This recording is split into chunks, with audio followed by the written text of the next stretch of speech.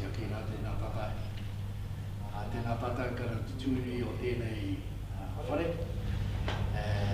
Ti whakaraputungi ai a tatai. No reira kātika kia mihi ka tarangi etu. Kia mihi te whenua taka. Tai rā ki tēnā te ke te upoko. Me ki rā tēnā ngā maunga i konei. I ona mata. Kātika kāmihi. Kai me te ki, pai maunga tū te ao, tū te pō, pai tangata ngā ronoa. Kātika hoki kia mihi ki tēnā ngā mate. Rātau e para te huarahi. I haere ai e tata. Pēnā te āriki mā. E apane mā rātau. Rātau e whakaro hia kia timatahi e nei ko kiritanga ki te karauna. Katahi ka timata haere re tonu i tēnei huarahi kai muarai a tata. Nura kātika kai kia mihi. Ki te tau, ki te marama, ki te wiki, ki nei rā tōna. Takato nei kei mu te ātamira kai tēnā marae, kai tēnā marae, kai tēnā marae o tata. Pērā o ki te rere haere o tēnā te Wairoa ho, pūpū ho, ngene mātangira. Kai reira hoki, no reira koutou rā hoki atu haere atura. Haere ki te wāhi tuturu matau o te tagata. Anei rā i ēnā ngā ritenga i mahu e te o koutou. Mā tātou nei i pi kauhia. Nō reira karangātu ki a koutou kai ngā mana kai ngā re. Koutou rā e hui kai mu te kaupapa nā tō rōku nei i karangāhia. Nō reira te ki mai rā whakatata mai rā. Whakatata mai rā kia whāriki hea o te whakaro. I o koutou tumana, i o koutou roa. Ka tika kia huitahi ai, kia kapuhia e nā ngā whakaro i a tata.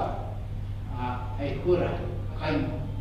Mō te aha, mi o tātou ni mohopu. Mō rātau kāre anō i whānau mai. Me ki na hei oranga o kahungunu ki te Wairoa mai, a kura haupo mai, a Pākisimu, hei oranga mā tātou ki ngā tau kai. Nurere, e kui, e kara. O tākune e mihi ki a tātou katoa, e nā koutou haramaira, e nā koutou piki maira, te nā tātou whakatau mai kei mo te kaupapa i riteia. Nō reira tēnā koutou, nā tēnā tātou, a tēnā tātou katoa.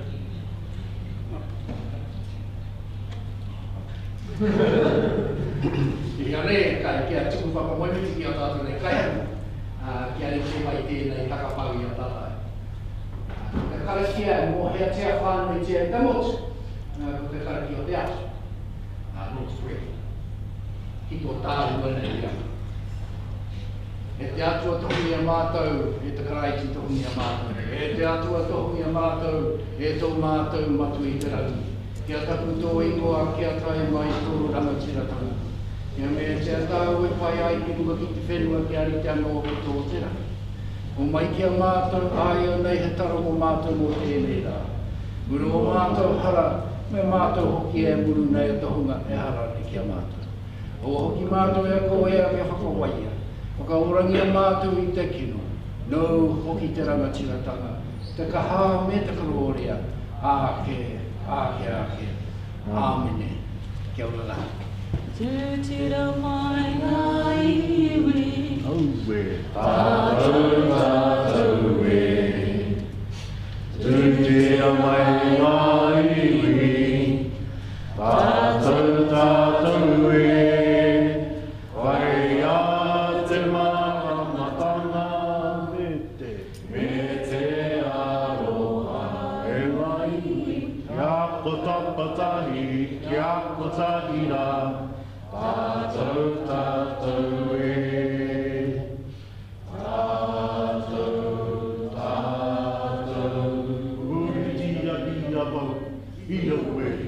Mai te rangi ki te whenua e takatoa e ora kene. Ka te kaka i mihi ki an kai tua ahuriri. A kai rei rei te whenua ki a kau ene. Mai a tua ahuriri ka tai ki rā ki a tahu pōtiki rā. Ka hoki mai te poho a tahu pōtiki kai rei rei a ui kātea e roho nei. A tai hoki rā ki te tai rāwhiti anei rā tata. Kura haupo ka i timu. Tēnā tātou, a tēnā tātou, a tēnā tātou katoa.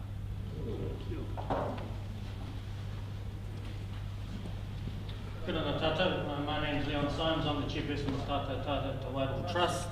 Just like to acknowledge Pierre in his introduction and karakia for us today, and also welcome you all and taking out the time to come out this morning to listen to our presentation, as well as for us to introduce ourselves. So obviously with the new PSG Trust that our members ratified at the end of last year, about a year ago, we came out there under the Tita Whakaimi at the time to seek your obviously registration and your vote for ratification of the settlement and the post-settlement governance. So with that new trust that's been established, that you've given us the mandate to do, just to like off the start off, like our trustees to introduce themselves, so we all kind of know where we are and who's present. We're about half the trustees here today, so we could start off with them. Tēnā tātou, my name is Penny Munro. I'm one of two trustees for Whakakinui Ārua, one of a kāhui, the other one is Heta Kaukau. Tēnā tātou. Tēnā koutou katoa, ko Darren Beattie tōku ingoa, ko Taiho tōku marae, ko Ngāti Kuru Pākiaka te hapu. Noha nau ke konei, taku whānau, no reira pai te kiti a koutou, tai mai ta hāpai i tēnā kaupapa, no reira tēnā koutou. Kia ora koutou katoa, ko apia tāpini au, ko whakapuna ki te maunga, ko hangaro, ko harua ki turi, ngā te Wairoa tāpako rau ngā awa tapu. Ngā mihi nunui kia koutou, I'm one of the representatives for the Wairoa Karamoana Māori Trust Board, along with Richard Nenia. Both of us have been nominated by Te Ranga Marae to represent that part of our board. Kia ora. Oh, kia ora. I'm Johnina Symes, and I hail from Ngāti Rakaipaka in Nuhaka. So my colleague Pauline Symes is the other trustee who represents our hapu. They've let me loose this time from Nuhaka because Auntie Pauline's looking after home. So yeah, I'm looking forward to mixing and hearing your kōrero today, and it's good to see a couple of nephews here today. Philip's watching you on this live stream, so you better be giving some good kaupapa back to us. Kia ora. Appreciate it.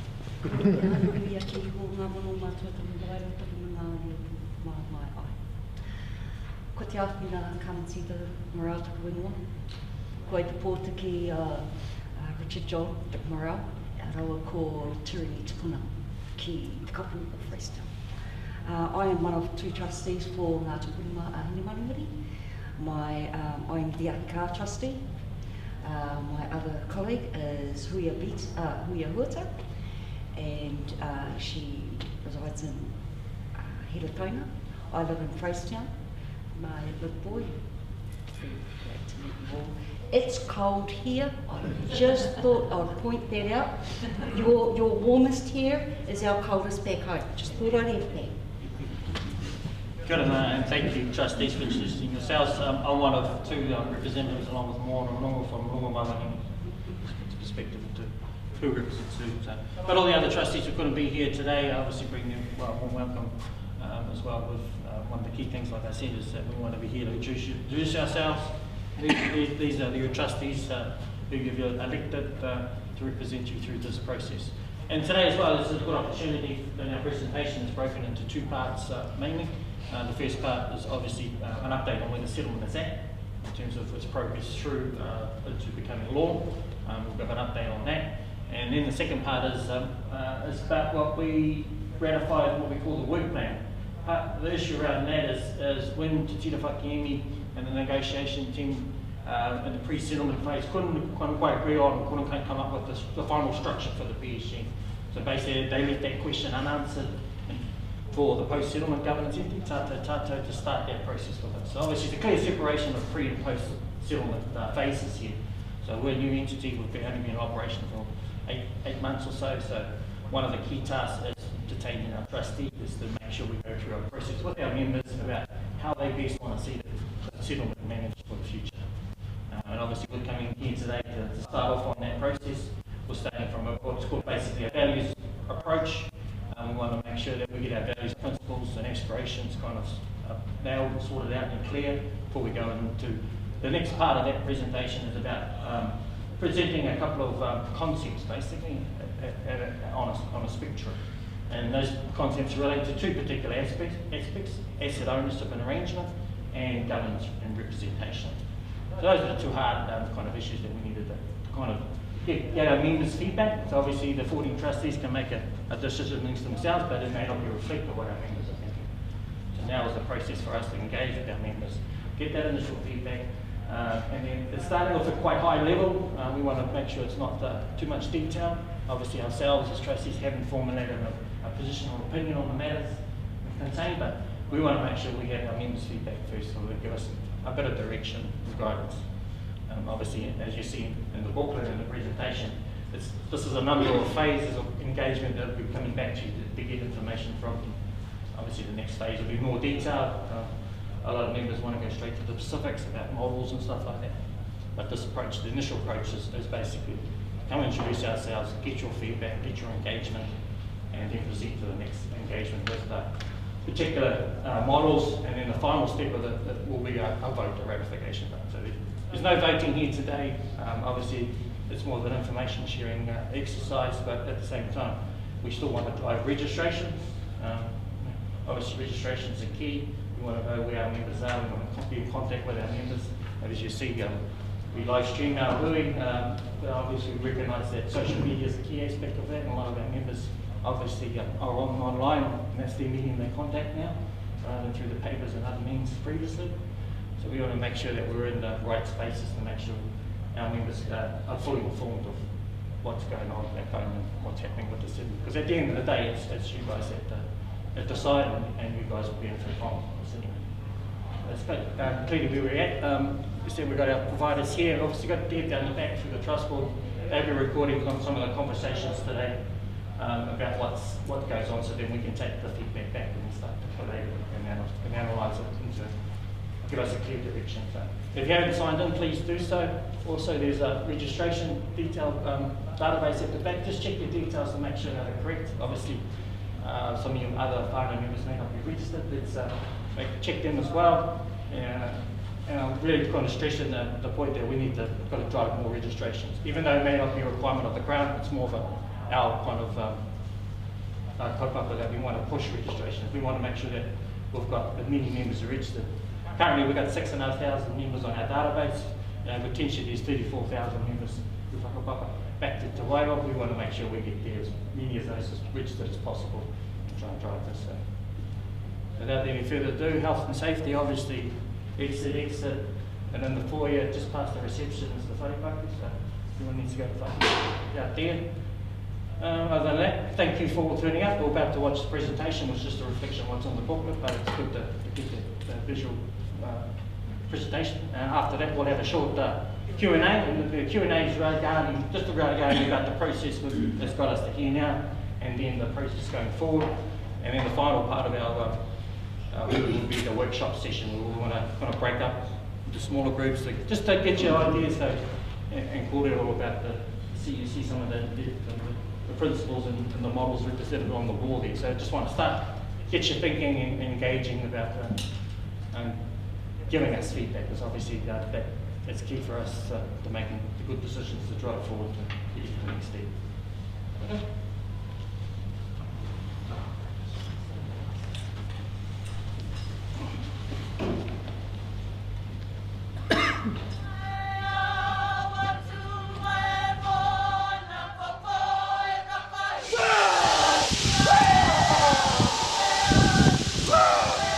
Our history is a many-layered history. It is a complex history. It is a history where we fought with the Crown. It is a history where we fought against the Crown.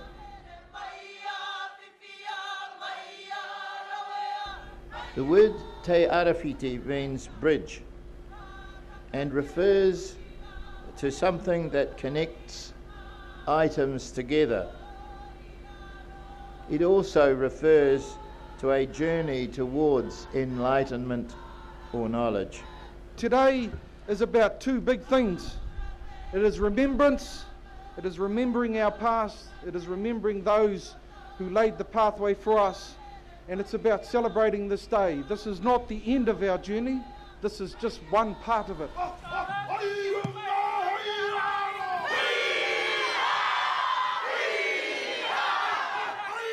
And in receiving the Crown's apology, and signing the deed of settlement. It is those three instruments that together that will then allow us to turn around our waka and face it back towards the sun.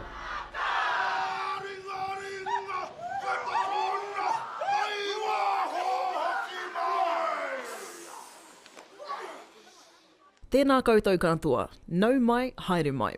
Thank you for joining us today for our first round of engagement hui on where we are at and what we need to do. We are Tātou Tātou o Te Wairoa Trust, the post-settlement governance entity for the iwi and hapu of Te Rohe o Te Wairoa. It is our responsibility on behalf of our iwi and hapu to manage the redress that will be received as part of our settlement with the Crown. We are almost through the final stages of our journey to settle all of our historical Treaty of Waitangi claims. We are also in the process of transitioning from our negotiating body, Te Tira Whakaemi o Te Wairoa, to our PSGE Tātou Tātou o Te Wairoa. Today's hui is an opportunity to hear more about the process, what we as the Trust have been up to, and the next steps, where to from here. What you tell us during this engagement hui is critical to help shape the thinking on our future representative structure, which currently has 7 kāhui or clusters and about asset ownership arrangements. The presentation is approximately 30 minutes long. Following this presentation, you will have the opportunity to ask questions, and then we will break into smaller groups to workshop some of the kōrero. The workshops are a chance for you to provide feedback and raise any initial thoughts. We have allocated 30 minutes for the questions and answers. Following the workshop session, we will have a cup of tea so you can meet your representatives and our support teams who are here today. If you are not yet a registered member of Tātou Tātou o Te Wairoa, we can help you to register today. We are holding 9 hui across Aotearoa, in Wairoa, Ahuriri Napier, Te Whanganui Atara Wellington, Rotorua, Kirikiriroa Hamilton, Tāmaki Makaurau Auckland, Papaioia Palmerston North, Waihopai Invercargill, me Otautahi in Christchurch. The information presented at each hui is exactly the same and will cover our journey to this point, including a quick recap of negotiations and the lead up to the deed of settlement signing, a look at the parliamentary process where our settlement is currently sitting and the potential time frame moving forward, our aspirations, values and principles looking back to 2012 when these were created, and 3 concepts that could make up our future structure. Your feedback and thoughts are really important. What you tell us now will help Tātou Tātou o Te Wairoa land on our direction and approach. We will be canvassing your views for the next 6 months. Today's consultation hui is the first of 3 phases between now and February next year. In November, we will come back to our people with more details and models based on your feedback. Once we have landed on a direction and structure, we will need you to vote on that. For now though, we simply want your thoughts and ideas.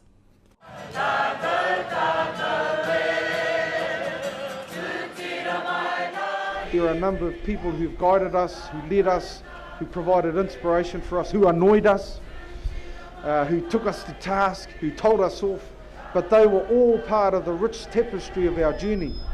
And I think that's something we shouldn't forget when we get to the other side. They all contributed, big, little, small, whatever way it was. They created the tapestry. That's what we're looking at today.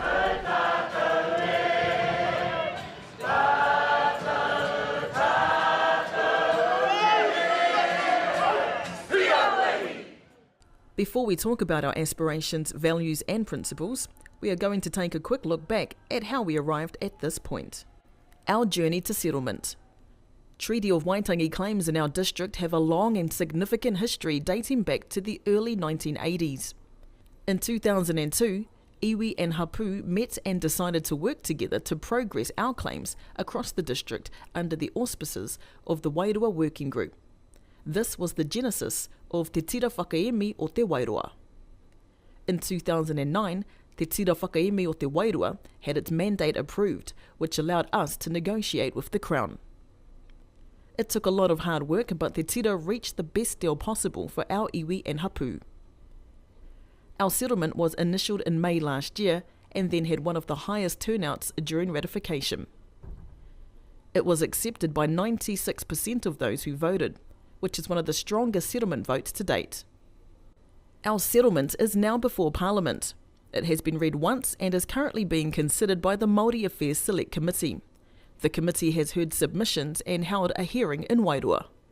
We expect the second reading to be in November and a third reading in March next year, where we want as many of our whānau to attend as possible. All going well, the settlement should be given the royal tick of approval next May. This is where we'll receive our recognition and have the agreed assets returned to us by the Crown. We'll now look briefly at the settlement, which includes the Crown apology delivered at our signing last year, an agreed historical account, Crown acknowledgements of treaty breaches, cultural redress that recognises the traditional, historical and spiritual associations people have with whenua and sites owned by the Crown in Aotearoa, and financial and commercial redress that has a total value of $100 million. Further details about the settlement can be found on our website or on page 7 in your information booklet.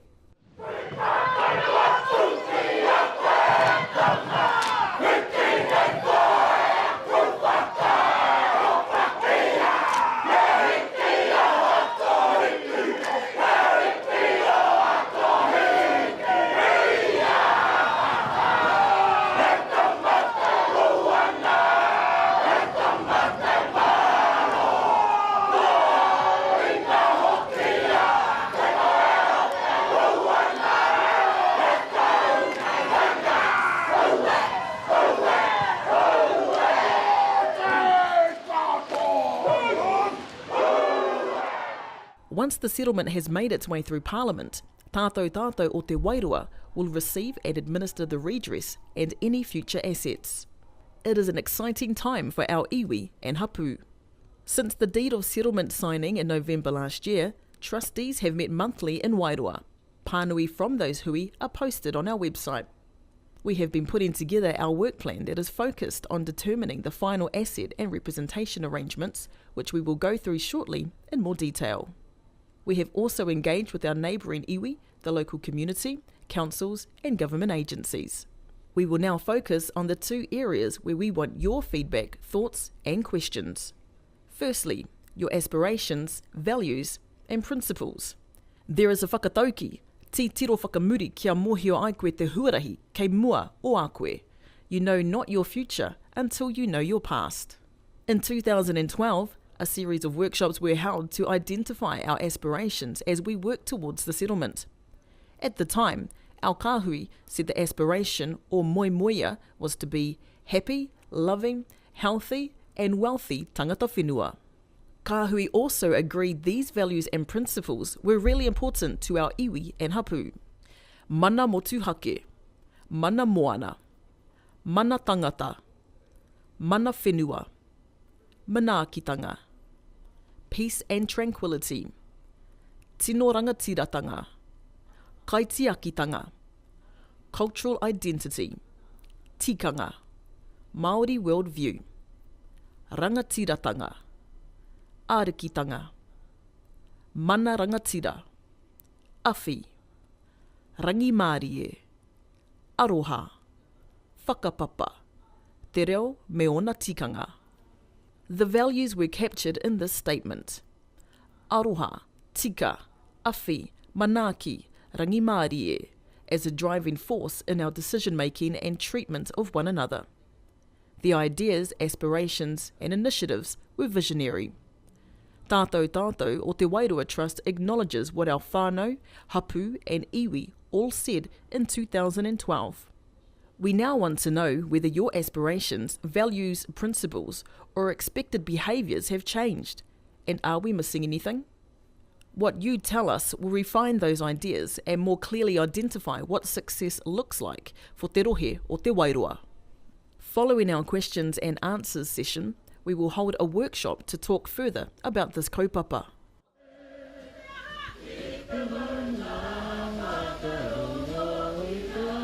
The challenge for tātou o te Wairoa is the utilisation of what we received in our settlement to ameliorate the circumstances of our people, to support and nurture our kōrero, our tikanga, our reo and cultural well-being, to support our role as kaitiaki over our taonga, to provide a catalyst for tribal and district development, and to continue, as we have done in the past, to provide a positive contribution to our people, the district, the region and the nation.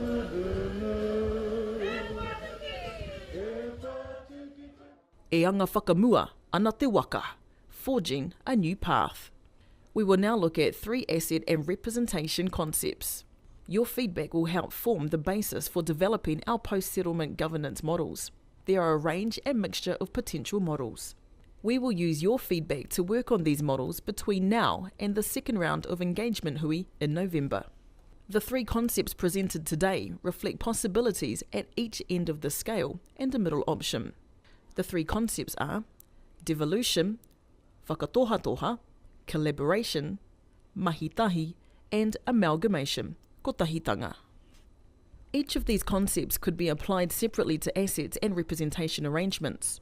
It will be possible to incorporate aspects of different concepts in our new PSGE structure. For example, you might like to see more amalgamation in the way assets are held and more devolution in terms of representation, or vice versa. Throughout the rest of this presentation, you will hear the term groupings used. We have not made any determinations about what those groupings could look like. It may be that they are similar to the existing clusters known as our kāhui, or they could be groupings along different lines. WHAKATOHATOHA, or devolution, would potentially mean no ongoing collective entity. Grouping-based representation, where each group is responsible for their own asset management and each grouping receives their own share of assets. There would be no collective decision-making. Under the concept of MAHI TAHI, collaboration, groupings would work together with a singular entity. With grouping-based representation, a combination of grouping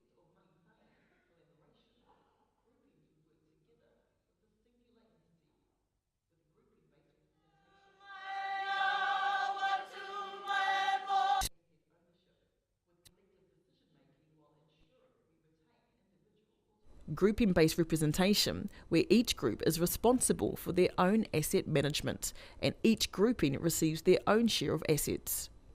There would be no collective decision-making. Under the concept of MAHI TAHI, collaboration, groupings would work together with a singular entity. With grouping-based representation, a combination of groupings and centralised asset ownership, with collective decision-making while ensuring we retain individual autonomy. The third concept is KOTAHITANGA, amalgamation, one collective entity, where representation is determined by the entity, potentially with no groupings. All assets would be held by this entity, which makes all decisions. It is important to understand these are concepts only. We are not asking you to choose which one fits best for you today. We simply want your feedback. For example, what do you like and why? And have we missed anything? There are a number of different options and possibilities of how these concepts could be structured. Once we have all of the feedback, we will consider that and further develop the concepts to include more detail. We will now look a bit closer at each concept and their pros and cons. All of this information is contained in the information booklet and can be found on our website. The first concept is WHAKATOHATOHA, devolution. In this scenario, complete devolution would suggest that all assets are distributed to groupings. The groupings are solely responsible for asset management and no assets would be held by tātou or te Wairoa Trust. MAHI TAHI, collaboration might look like this. Groupings hold some assets and are responsible for those. Tātou or te Wairoa Trust would also hold some assets. Together, groupings and tātou decide which assets go where. The third concept is KOTAHITANGA, amalgamation. Complete amalgamation would suggest that all assets are centralised and held by tātou or te Wairoa Trust. Tātou is solely responsible for asset management and no assets are distributed to groupings. We will now look at representation. Under WHAKATOHATOHA, more devolution might suggest that groupings decide how they appoint representatives and the decision-making powers of those representatives. Tātou o te Wairoa Trust ceases to exist. Under MAHI TAHI, to reflect a collaborative approach, groupings might appoint representatives to Tātou o te Wairoa Trust. Each grouping decides how they want to appoint their representatives. Under KOTAHITANGA, representation could be decided by voting at large, not by groupings. For example, the people with the most votes would be appointed. Groupings cease to exist. The hui that was held here at Takitimu Marae enabled the Crown to face the facts about past actions and omissions. This is a glorious occasion, and we've heard today so many reasons why it is. And we must not ever, ever forget any of those things. It is who we are.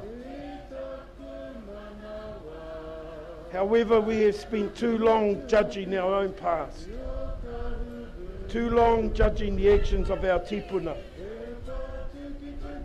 And so Te Arawhiti is really about symbolising that part of our past and the need to put it behind us and start to make our way into the future. Let's now look at the pros and cons of the three concepts. Remember, these are concepts only. They might not reflect our final structure, which could be a blend of all three. We'll start with the pros of WHAKATOHATOHA. Whānau are closer to decision-making. Groupings take responsibility for the advancement of their own members and their own projects. More mana motuhake at a whānau and kāinga level. The pros of MAHI TAHI are whānau participate in decision-making at a grouping level, and that feeds up to Tātou o te Wairoa Trust in a similar way to our current structure. MAHI TAHI gives more mana motuhake than the total centralisation concept KOTAHITANGA. It provides the ability for groupings to advance their own projects and the ability to combine resources for regional projects and administration work. Combining some assets achieves economies of scale and more economic clout when dealing with the Crown, local authorities or corporates. There is less duplication, so the resources are not wasted, and a shared vision between groupings as upheld by Tātou o te Wairoa Trust. For KOTAHITANGA, grouping assets achieves economies of scale. It is easier for third parties like local councils to work with because it is one single entity, not multiple groupings. KOTAHITANGA gives greater economic clout when dealing with the Crown, local authorities and corporates. For WHAKATOHATOHA, there is the risk of losing cohesion on a regional level. Groupings invest and grow assets alone without a shared vision. Duplication of projects and duplication of administration work would lead to wasted resources. There would also potentially be tension and uncertainty about which assets go to which group. The cons for MAHI TAHI are complexity of the concept. Unlike WHAKATOHATOHA and KOTAHITANGA, which are more straightforward, it requires greater consensus between groupings. The cons for KOTAHITANGA are that whānau, hapu and iwi are distant from decision-making. The ability to exercise mana motuhake is limited, and there is potentially a perception that members would be disempowered due to their distance from decision-making. So, those are the three concepts. To see these laid out next to each other and in more detail, go to page 12 of the information booklet or to our website. Let's now recap on the timeline and what we would like to know from you. We are holding our first series of Engagement Hui this month.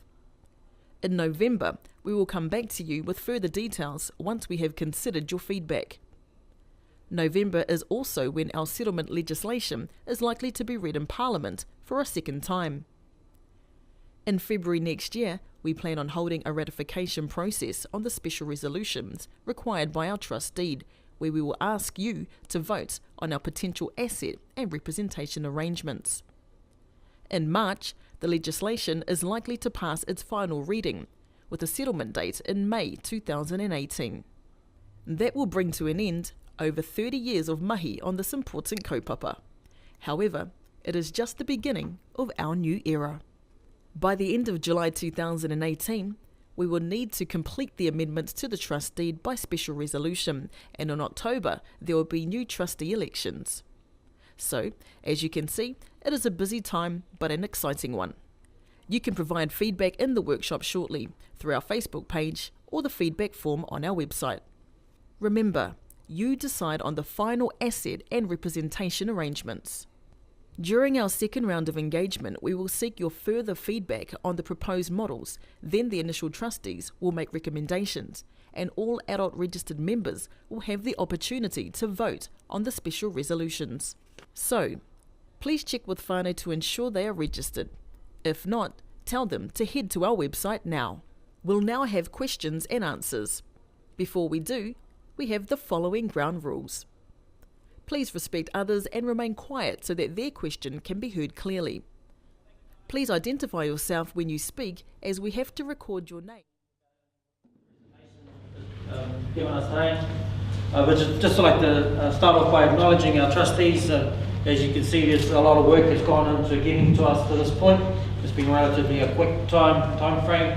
We'll be continuing, obviously, the settlement itself, make sure it becomes law, but also working on this work plan regarding the final arrangements with regards to the settlement.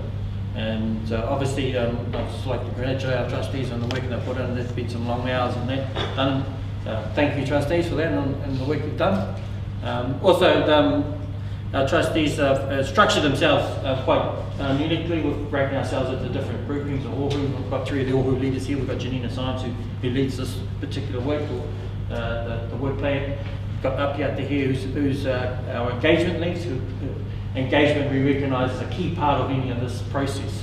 Obviously, for us to move forward, we need to engage with our members to make sure that the feedback we're getting is going in the right direction. So Apiata leads that. And we've got Darren, who's locally based here in Christchurch, who leads our operational team, so Darren here as well. And we also got Carl Jones, who's based in Wellington, who leads our settlement team, which is basically related to making sure the settlement process and all everything related to the settlement progresses through the house. So just like to acknowledge all our trustees and the efforts they've put in. Yes, so this is the last of 9. So it's been a long 3 weekends. I think people were saying that, the family don't know what I look like. I've been away for so long. I have to reintroduce myself. So yeah, good. So it's been an excellent process of one in terms for the trustees. Obviously, coming out to meet everyone and face to face and introduce ourselves is really good for us, because we feel that it gives us the confidence that we're on the right path. And you hopefully gives our members the confidence that we're handling this in your best interest. So we want to make sure that we're here. We want to be approachable. We want to be engaged, and we want to make sure that the decisions that we do get to make in February, it is reflective of what you provide us in terms of the feedback. So good. We'll kind of break into questions and answers. Obviously, we just want to focusing on the process up to now and the process going forward. If you've got any questions regarding that, obviously you might have stimulated some thought regarding the aspirations, values and principles and the concepts. So if you've got some of that, we'll break that into the workshop where you may be able to provide that. But if you've got questions regarding that as well, just please put your hands up and ask. If there's no questions, another question or feedback, good feedback. Yeah. I'll cover a little forward. I'm Ngāi Tahu. Mauri one again on to Wairoa. He's the man. For me, being Ngāi Tahu, it was all about tēpuna coming forward, and I didn't hear anything about tēpuna. It was kia ora. Yeah, interesting that our tēpuna regarding aspects of where we have come through from the past, and bringing that forward into the future. Obviously, so we're reflective, obviously, of the settlement journey up to the 80s, but you might be reflecting about more further back and bringing that forward. Yeah, so let's just probably come around to some of the discussion around representation, who are we, and stuff like that. I think when you look at the basis of the claim, and we encourage you to go onto the website and look at the deed of settlement as was signed in November last year, and in there's the historical account. So everything we do today actually sort of comes from that historical background. the settlement is very much about that. But the part we're looking at also is remembering that and keeping that as a tuara for us. It's about the way that we move forward. So our tupuna, although we might not mention them, are inherently part of all of this process. And when we go forward, we hope that they're with us. Hei Wairoa kia taumata nei te rumia tata.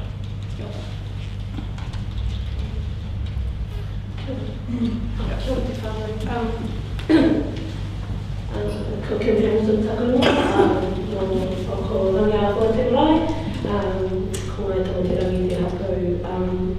How absolutely beautiful to have you here with us today, bringing the kōrero and bringing the concepts that you brought for real consultation with us. I'd like to mahi to you guys and to Tamati and Johnny and everybody else. It was so beautiful to see the whānau on the settlement signing at Tahi Marae.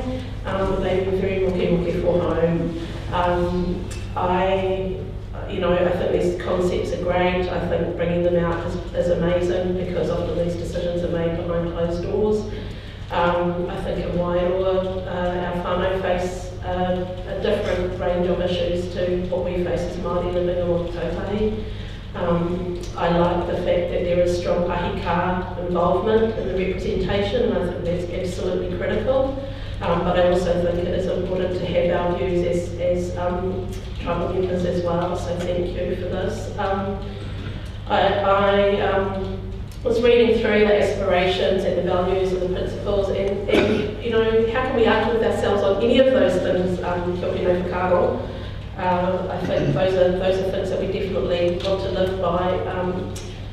It's hard to know how you guys have been working together. I think I'd like to get a bit more of a sense of that and what have been some of the challenges, and also, you know, what might be opportunities for maybe a fourth model. You know, maybe there are some things where you do collectivise, because certainly in the management of assets, particularly money, yeah, you've got more power if you do it together. But there are many assets that our tribe has as well, and so I would like to maintain some opportunities for us to work as hapu and whānau and drive some decision making. I always get a bit confused with some of the tribal structures around the country, so I think it would be really good if whatever we have is relatively simple. The other thing too that I'd like to say is that Menenuru, Moana Jackson, Tanga Lawrence, and who else was on that? Miriam Pittman did some amazing work on a constitution, developing the Ngāti Kahungunu constitution in 2001, I think it was, it might have been earlier. And there was some really good discussion around representation models, particularly looking for space for wahine, making sure there's good representation in gender and making sure rangatahi have a voice at the table. And I think those things are really important for us to keep us forward, you know, looking to the future. I think the decisions that we make today need to be for our mokopuna, less for our tamariki and not for ourselves. So, ngā mihi. There was a lot in there. There was a lot of good stuff in there too. If we got that there. So just touch on a couple of points you raised there about, I guess, other structures. You know, we haven't come here with a predetermination of what the structure is. Obviously, we've got a concept. There may be like a fourth concept that's outside of that we haven't thought of. So that's why we're here today, to get that feedback, to see if we're on the right path and if something needs to change. So that's good. In terms of what other iwi are doing, we're going to look at that in the next phase of consultation. Have a look at particularly with Ngāi Tahu, other large settlement groups that are here. But we want to make sure this is our own kind of model, what block, it's ours. You know, we don't want to plunk someone else's structure into our arrangement with our assets and governance group. So we need to develop something that's uniquely to Wairoa, basically. We want to make sure that it's reflective of what our aspiration values and principles are, reflective of what our members want. Because obviously the settlement is, we've got a saying, it's for our children, not for us. We may not see a benefit in it now, but we need to put those foundations in place that enable us for the future for those benefits to flow on. So that's the kind of where we're kind of coming from. Pretty high level, not too much detail at this stage, because we get too much bogged into detail earlier on. We may lose sight of what we're trying to develop here. if we get our members to provide that particular kōrero you just said, that's excellent. That's kind of gold stuff for us. It just reaffirms that what we're thinking is what our members are thinking. We're on the same path. You good? So those names that you're mentioning have some strong affiliation to Te Rohe Te Wairoa. I think you gave us a bit of a taste of, you talked possibly about another fourth model. So we want to encourage you to participate in the workshop and just give us a lot more about that. The other question you asked was about how we're operating as a trust board. That's why our chair over here sort of acknowledges all as trustees. So we need to acknowledge our chair, who holds us together but allows us to actually have our diverse opinions, and it's very much about that. So we're a group, we all have a view, but sometimes we need to be mustered. We've got a good balance too. We've got a balance of pre-settlement, who are involved in the pre-settlement to Te Whaki Day, and a whole lot of new trustees as well. And the Ahika general trustee balance as well. So there's quite a good balance in there. But at the same time, we recognise when we don't have those skills, we'll get those skills in to the professional providers to help us make sure we're informed and the decisions that we make are as accurate as possible, informed as possible.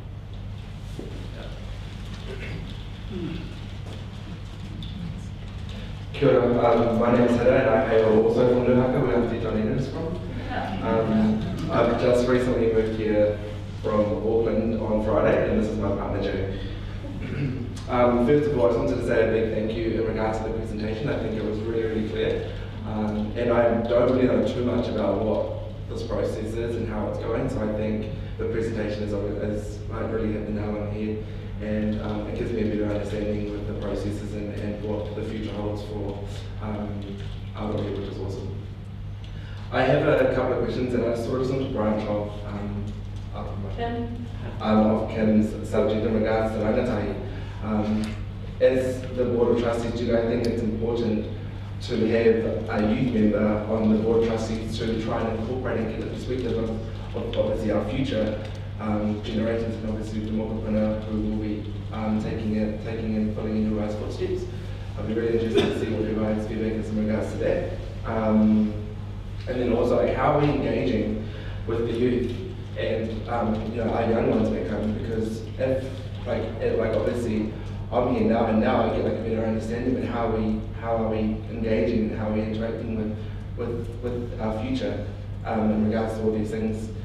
And I think the reason why it's really important is, and I sort of just use like the elections as like an example, because a lot of youth, and especially people my age that are at uni or that are just coming out of uni, they don't understand why should we vote?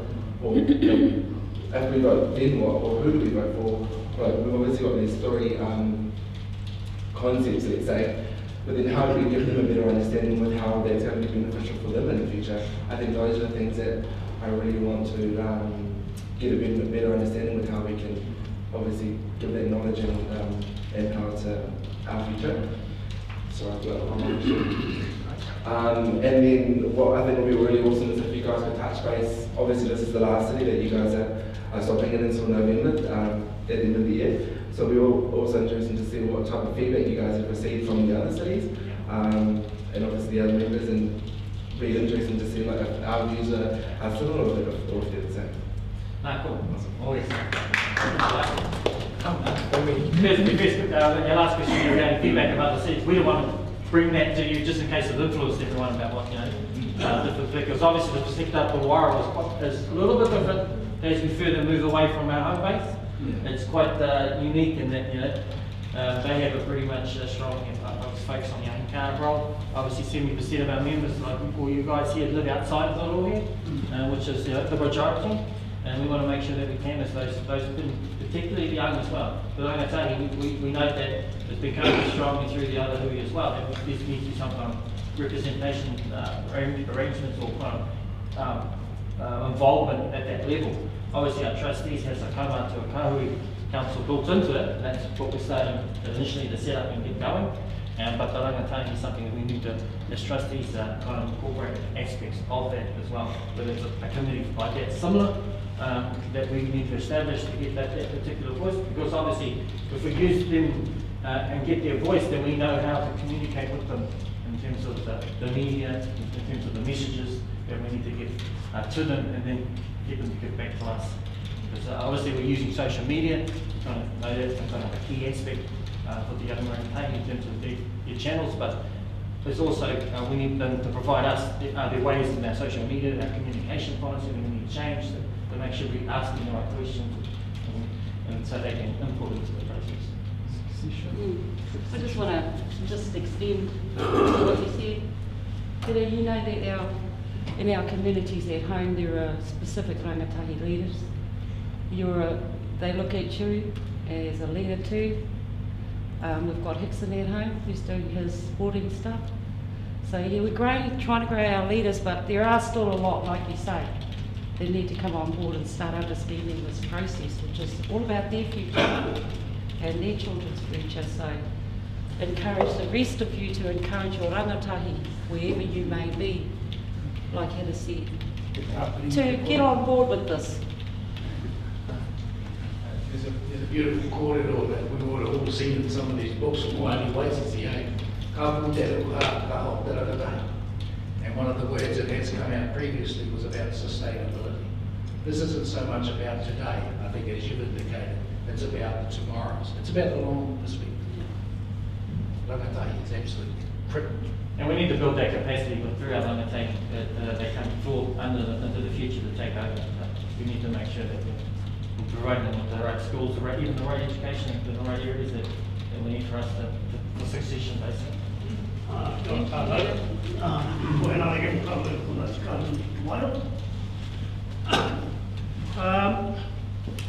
For me personally is to support the kaupapa.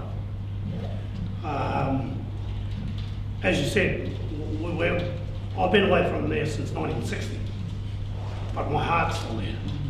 And always will be there. And for me to see this go ahead is for me to register my family so that it goes forward. And when we can get the force of people behind it, then things will start to happen. Obviously, in the car yesterday, obviously there's a lot of whānau down here as well, and they're quite a long distance away from home as well, but exactly the same sentiment and thoughts.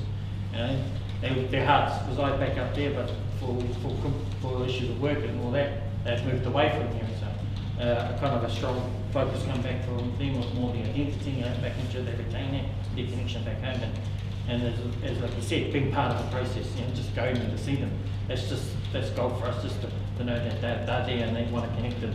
They want to bring along their whānau to the hui, and obviously encourage the other members to register as well. So that's good.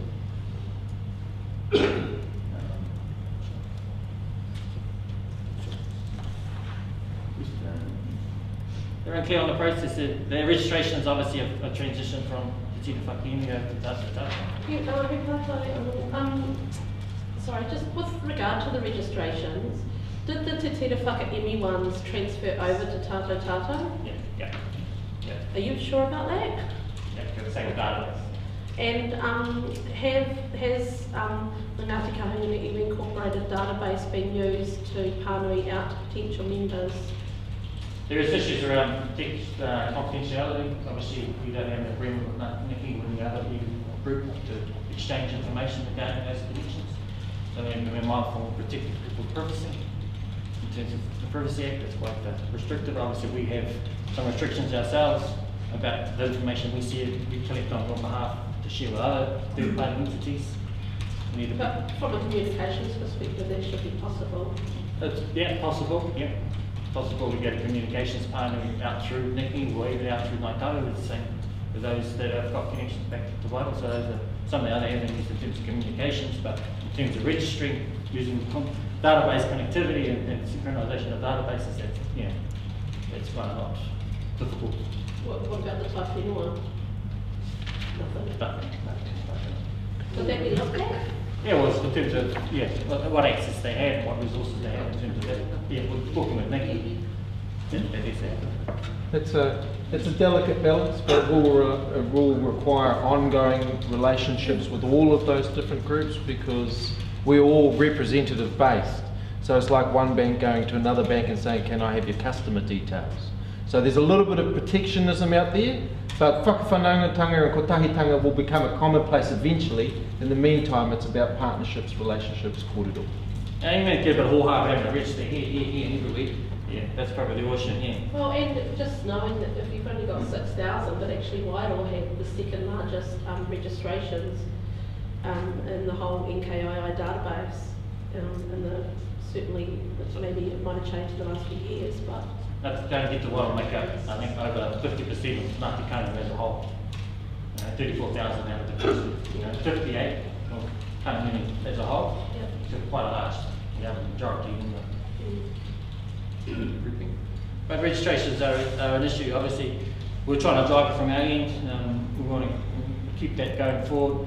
Obviously, we're looking at our own systems internally in terms of processing. Obviously, we want to make sure we've got a right system in place that develops. Our members can interact with it. Obviously, update details, provide additional information that we're going to need. We need to know we're going to need in the future. Obviously, our requirements for information are just basically contact details is the basic stuff. Whakapapa, so we know we can validate all that. But going forward into the future, we're looking at a system that needs to know a lot of detail, employment history from other stuff that we can then start to build programs and processes around our members that help support them and uplift them in other areas. Some of those sort of information stuff. I think sometimes we tend to wait until there's something that we can grab from particular registrations. So I'm registered as an example to 3 different iwi, but they have a kaupapa for a specific purpose. Ngāti Kahana is the same, Wairoa whenua. At the moment we have a specific purpose for our DSGE. So that's why it's sort of quite onerous on us to focus on our kaupapa at the moment. Just double back into some of the other registration issues that come up in the other hui. A lot of members are saying, well, I whakapapa to all classes, I just want to register once. But we haven't really determined what those groupings will be. Obviously, a member has whakapapa interest in particularly multiple groupings, whereas another member may have a connection to one. So obviously, in the groupings arrangement, or we come up with potentially, we need to take that into consideration. Depending on your whakapapa, you could be benefiting from the settlement in multiple different facets. But in terms of the settlement as a whole, overall, obviously, we need to be on an equal footing.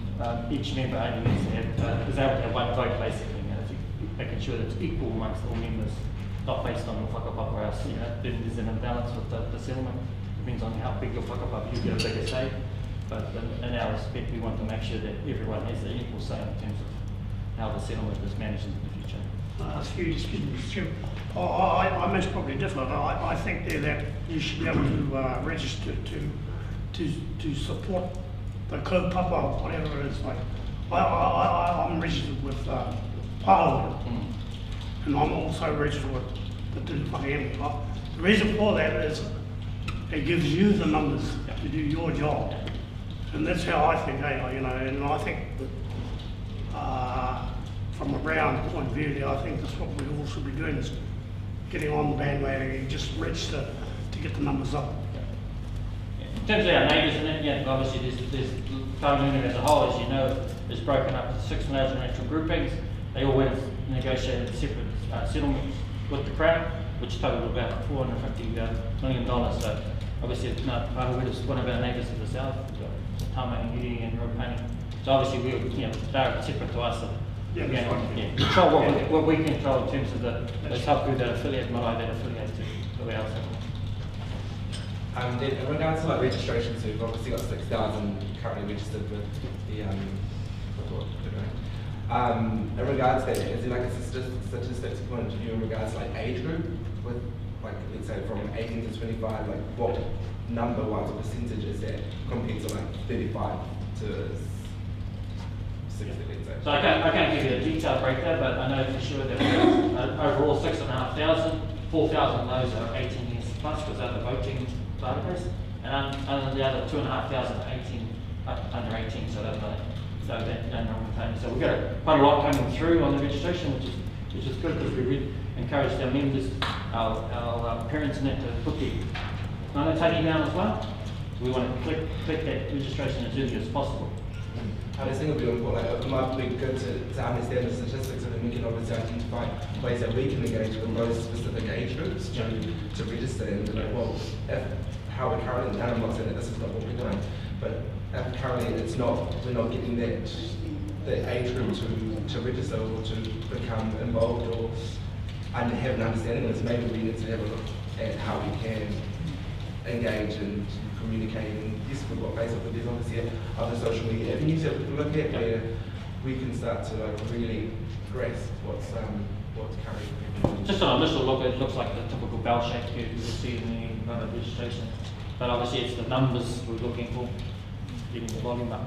But that's a good whakaaro though, we will definitely think about how we can structure that so that you're meeting the needs of specific age groups. Yes, absolutely, it's a good whakaaro. Because if you look at it from the census point of view, obviously they do age groups, so and then they can also identify what government can provide for these certain age groups. I think it would be really, maybe just of an idea of if we could incorporate that into what we're currently doing.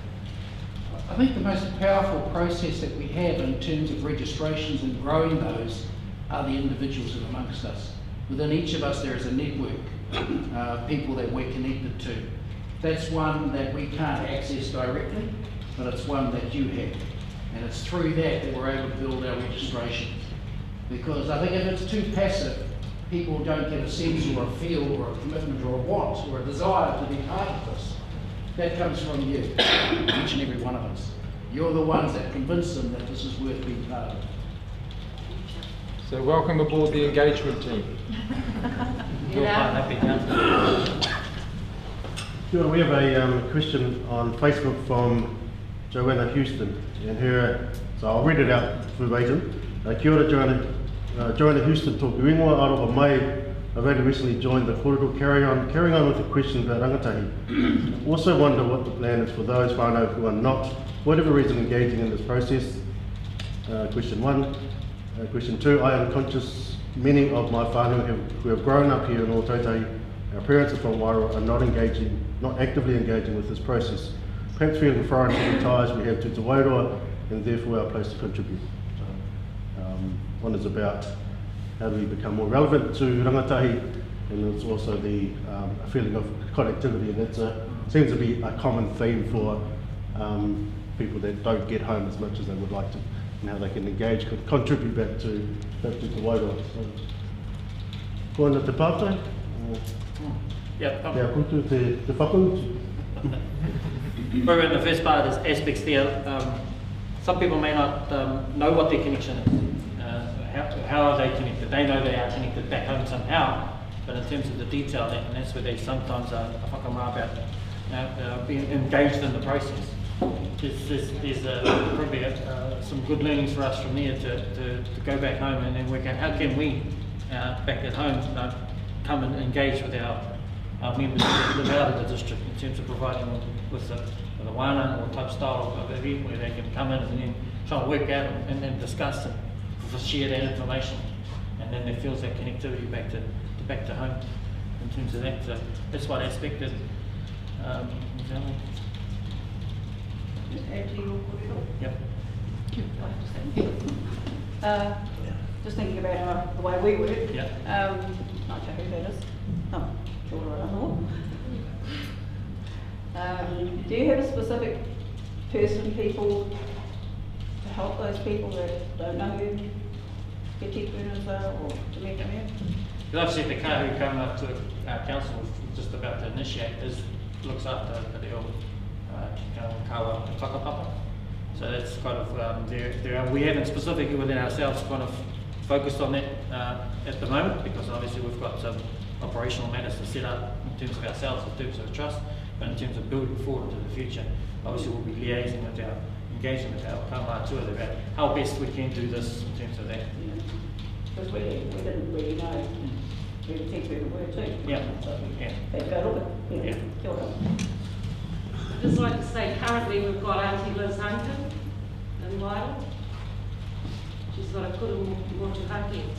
Auntie Liz Hunter. She's also on the Mahi committee that looks after all things about Mauri. So the reo, the culture. I probably was talking more about both. It'd be worth noting too that we're also still at the very beginning of this journey, even though we're in the next phase of our settlement and apology with the Crown. Te Tere have done a fabulous job for us. But part of Tātou Tātou's mahi is to go on a treasure hunt, basically, find you all, and as we move forward, look for ways to encourage connection back home. Because not everyone's ready to move home yet. Some of us are quite settled where we are, but we still want to make sure we're providing some whakaaro back home. I think some of the, like yesterday, we've got the people who have moved away, obviously have got they've got a mindset that they've captured back in time, what they remember like home was, which is quite unique because we don't think of that because home keeps changing and evolving, but those members who have moved away have got a vision of what it was back, bustling street of Wairoa and couldn't get a park type thing. On top of the vision and aspiration, they want to look home, look back. How when they moved away, they want to obviously go back. They obviously moved away from employment matters to sustain the family. Obviously, they're trying to encourage us to involve in terms of that direction, giving them the opportunity potentially in the future to go back home if work was there. That's sort of thing we're looking for. So Joanna's first question about how do we engage rangatahi, it's a good question, but we don't have the answer right now, and it's something that we are conscious of, and it's on the to-do list to make sure that there is involvement. So just branching off what you just said, so do you think it's important for rangatahi to be on the trustees to be that voice and to be able to engage with the similar age group? Currently, the trustee doesn't allow us to have that type of representation, but through the workshop session, it would be good for through representation that wanting whakaaro about having a rangatahi at that level, then yeah. But currently for us, we can set up a subcommittee with the rangatahi representatives within the trustee to do that. So we can immediately get that voice heard at the trust table. But if we're going forward into the future, how do you want to see the settlement, then yeah, that's definitely an option available. Coming up at every meeting too. It's coming up at every meeting. I think a preferred option would be where there's more than one rangatahi voice. There is the potential for that voice to get drowned out if there's just the one person. So where there is a forum for more rangatahi leaders to come through, and maybe that is the subcommittee process. I think more than one should be the goal. Because you look up here and some of us are sort of like in the middle. And so we've been talking about a kaumātua council, so that's important. And then we're stuck in the middle. So there is a thinking about if we can't actually have our rangatahi involved, then who's destined to carry this? I think, Mr. Chairman, at this present point in time, I think obviously you're very satisfied with your fellows collective. I think when you fellows do take things a little bit further and things become more settled, then you can bring another rangatahi in, so I think at this point in time it's a little bit early for that.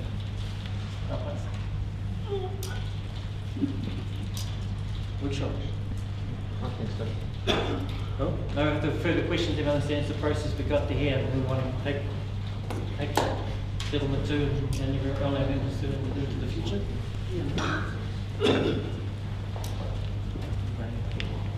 No further.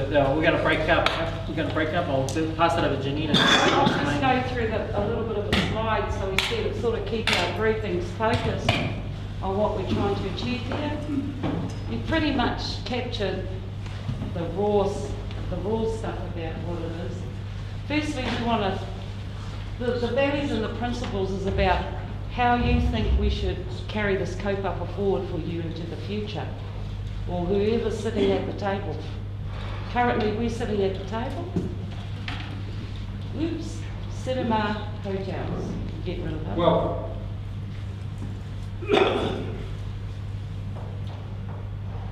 so we captured these values and principles back in 2012 as we went around the rohi in Wairoa, talking to all the cluster groups. So out at Rangiahua, in Wairoa, in Whakaki, in Nuhaka, in Rongomawa-Wahine. And when we put them all together, this is what we came up with. a whole lot of different principles about how we should work together to carry this, well, we say huge kaupapa, it really is a huge kaupapa. It's a whole lot of assets, money, that we have to manaki each other through a process. If you have an argument, we should be able to get over that and move on. So Wairoa for us meant back then, and we're looking for whether anything's missing in any of this, was about fostering our unique features. So if we talk about Momo Kaita Maha, we expect that we get everyone to recognise that that's a real identity thing for us as Ngāti Ngāpai Pākehā. Same as whakapūnaki, titirangi, you know, the maunga that encompass all of us, which are like, you know, our tūturu pou really. Understanding and believing there is a spiritual existence in tandem with the physical. So that's what we meant by wairuatanga. If you've got anything to add to that, it would be good for you to express what that means, or tell us what that is, and express what that means. And you've got some little post-its on your booklets that we handed out. If you're a bit whakamā to talk about them, write them down and stick them up on those little things that are along the wall so we can keep them in that perspective. The next one is the rangatiratanga. So for us, this meaning might be different to what your meaning is, and we'd like to hear that, because you're more important than ours. We're quite happy with what we've got, but we might have missed something. So rangatiratanga, you're right to be the architect of your own whānau, your own future development, really. So us as Māori are the only ones that can build our own development going forward into the future. Because it obviously looks different to the Pākehā world, eh? Or the Chinese world, me.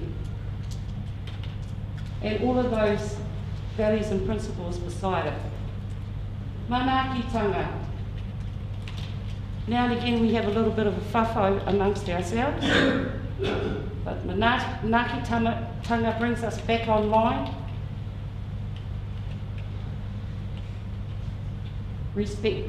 So it's about respecting and nurturing each other's kōrero as we're trying to move forward in this really challenging environment. Caring for our kuia and our kraua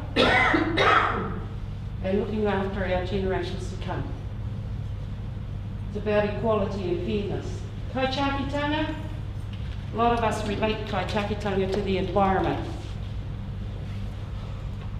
Our rivers, they're really important to us. The air that we breathe is really important to us. So all things te taiao, our ngāhere, they are really important to us. That's what kaitangitanga is. And for us as Māori, that's always going to be the first and foremost thing we look at when someone comes to us with a consent and they want to say, we're going to take some kohatu out of your awa. First of all, we say no. Now we've got to look at the bigger picture because they'll keep coming back to us, and we have to have a robust plan in place to say no. It's no anymore, eh? That's what kaitangitanga is. Whakawhanaungatanga. It's the identity that we've talked about here, our connection back home. Determines who we are as whānau. So we all belong to Wairoa. We have a connection to each other. Whether we like it or not, we can't pick our relations, we can pick our friends. But that's what that's about, our whakapapa, and maintaining them. That's all for now for that. But if you've got anything you urgently want to express about these things, we encourage you to tell us about it. Kapai? Anybody want to jump up with an urge? Write it down. You're going to write it down. Or write it on a stick-it note, raise it up and we'll come and collect it. Those chairs do look comfortable. But we are going to read it out so that people in the room can gauge a feeling about what your thinking is. The next one is like, oh, cool. Just in relation to those, sorry, people a bit to say. I don't mind. You know, one of the things that really hits me, particularly knowing the demographics around Wairoa, is just the lack of equity in terms of access to health services, in terms of the quality of education, you know, in terms of economic development. And for me, it is awesome to have these things, and I totally support them, but I also believe that having a social justice agenda for Te Ahi Ka is really, really important, and aiming for equity, you know, equitable access to resources, equitable development for the region, you know, equitable education results, and if those are signposts for our well-being and for our development, you know, they'd be great to have, because Wairoa experiences some of the worst deprivation. It's disgusting anywhere in the country, you know, so, you know, I really want to see this work, and that, you know, there are some tangible benefits to our people who live there as a result of going through the process of settling with the Crown, you know, so. Yeah, absolutely. So you're talking about what we're going to present to you now, our Wairoa. There's just some points in. Firstly, there's part of our settlement. There's a social and economic relations strategy. So basically, that's the aspect we're referring to, is resetting some of those relationships with Crown, local, regional entities, where we can address some of those. Obviously, currently we're not in that conversation. We haven't been allowed in that door, because this process all up to now has been a Crown dictated process. We want to be in with those discussions, because we are the ones who know what the solutions are. They try to force their solutions on us. So by having these relationship agreements, it gives us the opportunity to do some of these key projects that we need to reduce some of these imbalances. And this process we're in now, it's not bound by Crown policy, whereas the settlement was. So all we're saying here in this particular part of the workshop is, you are the ones who set the framework and borders for that. The Crown doesn't. So in terms of thinking, I'm thinking we need to be mindful of separating out our rights, entitlements under what the government provides us as citizens, compared with our rights with this, in terms of the treaty settlement and what we're going to use and how we're going to use that. It's two separate things. Can I just ask a small question? Just a thought, how are the people, and you've got quite a few thousand, going to access their share of the, how are they going to benefit? I know we haven't got to that yet, but are they going to be overlooked, or do they have this is what we're doing now. We're starting with the process of engaging with part of the benefit of setting it down for the future. How decision has to be made. But how would it look into the future? Yeah. So obviously the decisions are in the hands of our members currently about what that looks like and how that looks like. You say you benefit, you know, I move away from the word beneficiaries because it's got a negative stigma with it, with other aspects of social policy. So we call them members, and how do the members be entitled or can contribute as well? Because it needs to be both ways, you know. It's just my understanding is the government will take this into consideration when they give you the, what is it? The settlement. Yeah, that's all been done, yeah. That's already been done in terms of the process, in terms of the settlement process. But now it's, like I said, it's a separate process about where we are in control. Yeah. We set the framework, as members said that, it's not bound by Crown policy anymore, but getting a settlement is. Yeah. And that's been the difficult part, because obviously that's not a perfect process, and it's not a process that we like going through, because it's quite a destructive process. It creates a lot of frictions, not just with the Crown, but with ourselves. But now we're in a separate phase where we can set that framework and how we can want to operate. And that's why we're starting with values, aspirations and principles, not starting with the benefits. Don't start at that level, because then you always look at the asset and how can we cut this up. Like there's two options on that sheet there we haven't considered. You know, write a cheque for 34,000 individual people and then cut it all up and then that's it, gone. Or as well, at the other end, keep it all together for 30 years, lock it away, take the 100 million, make $1 billion, but in that 30 years we haven't addressed some of these statistics. Yeah. So that's why we're coming out to you. Tell us the best way to put a structure around how we're going to manage the money and the assets. Well, they're all called assets into the future. So if you've got a whakaaro about something specific that you might be focused on, that you might want to give us an idea about how we can potentially drive it forward for the socio-economic, because these are all of our well-beings, eh? Are they? You might have a different well-being. No. I'm just trying to keep us focused, because the real kaupapa is our concepts, those three things that I'll bring up to you very soon. So, aspirations moi are the things that the people in 2012 back in Wairoa, some whānau travelled home to these wānanga. They said they want to be socially well, culturally well, environmentally well, and economically well. And this is the way we want it to happen for our iwi, hapu and tāna. What the idea of my mind was, I was focusing on Ahika, but what about the others, you know? The rest. Okay, you make up 30%, so is this settlement for 30% of the people, or is it for 100%? That's why we need to make sure we're clear that we need to canvass everyone's ideas and be reflective of it. But we all recognise, in the same sense, recognise that the 30% have maintained the fund fires burning. And so that's the special place that we've reserved, let's say, the one trustee currently that's represent Ahika interest. Because the Ahika know they're in the minority out of the whole settlement. And that could easily get outvoted, so the 70 people who live outside of the Hui could actually take over and control the process. But we don't want that to happen. We want to maintain that balance. So tell us how you think the settlement might benefit you living away from home. That's where the connection of the aspirations. That's where the connections of the aspirations are important. Because when we start talking about money, things get very, very delicate.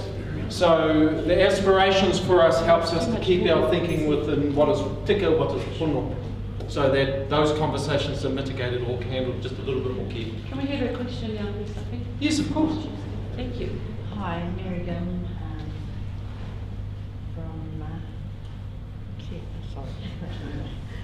I'm just following up on this lady's, because I've seen the Tahi presentation on how they're structured, which is really, really good,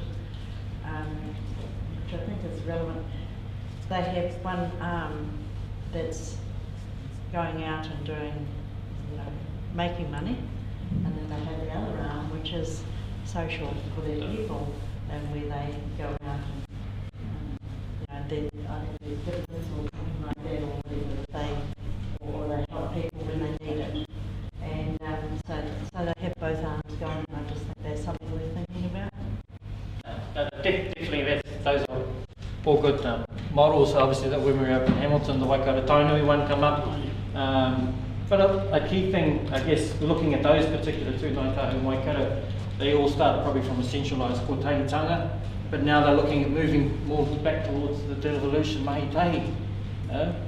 Do we want to learn from that and say, well, we might need to start where they are heading to now, rather than start and repeat that same process?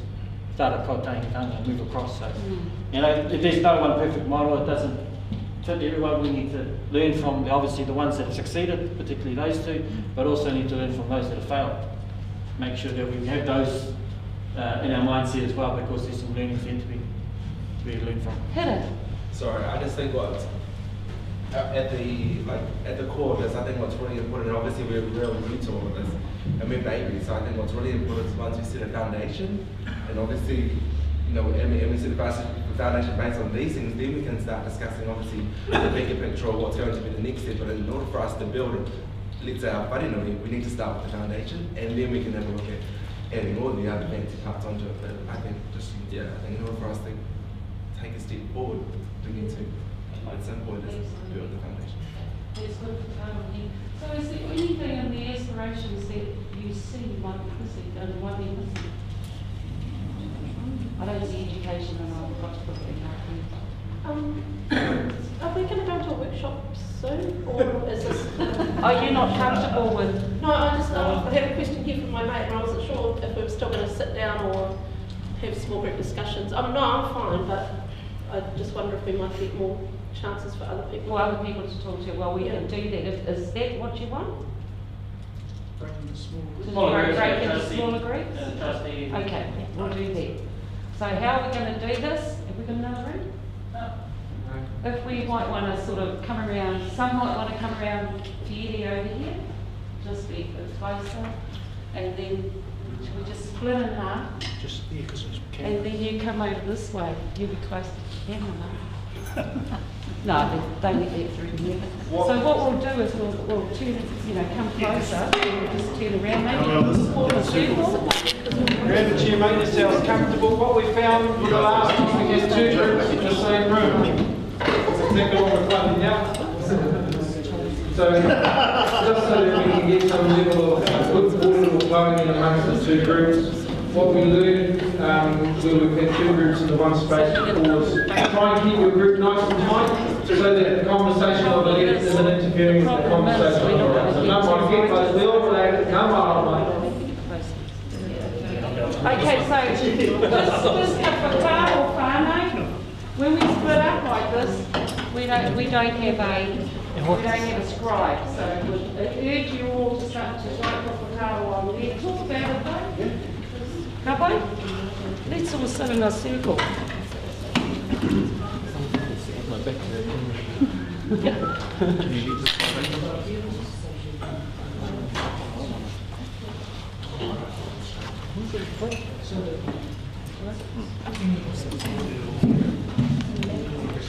Okay, we'll try not to have our backs away from there. So do you think we need to go back to the principles and the values? And maybe identify whether some of those things are missing?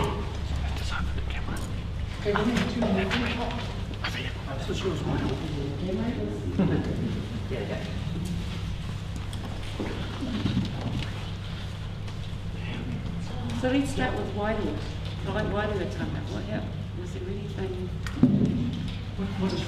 Does that sort of capture your things that you know are there but you can't see and touch? The feeling of spiritualism for you. We do have whakaaro came through yesterday. What if we don't believe in those things? Well, because I've always had you all with me and sort of hard to... You know, when I was young, I was brought up around 10. I didn't run anymore.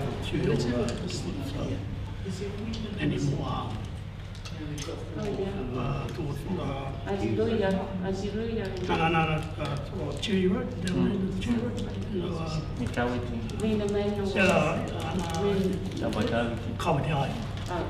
And I've always had that feeling, in my heart, was when I moved away from Wairoa, you're in the parking lot. So you start thinking parking. But when I went home, then you go back to the old ways, and that's how I felt. But I think over the last few years there, I think things have changed. But, yeah, because I was brought up actually my trip there. Well, he was just around the road from us. Yeah, and he was brought up by Panipata. Yeah. And those are memories I'll never ever forget. So the Wairoa keeps you connected. Oh, for sure, yeah.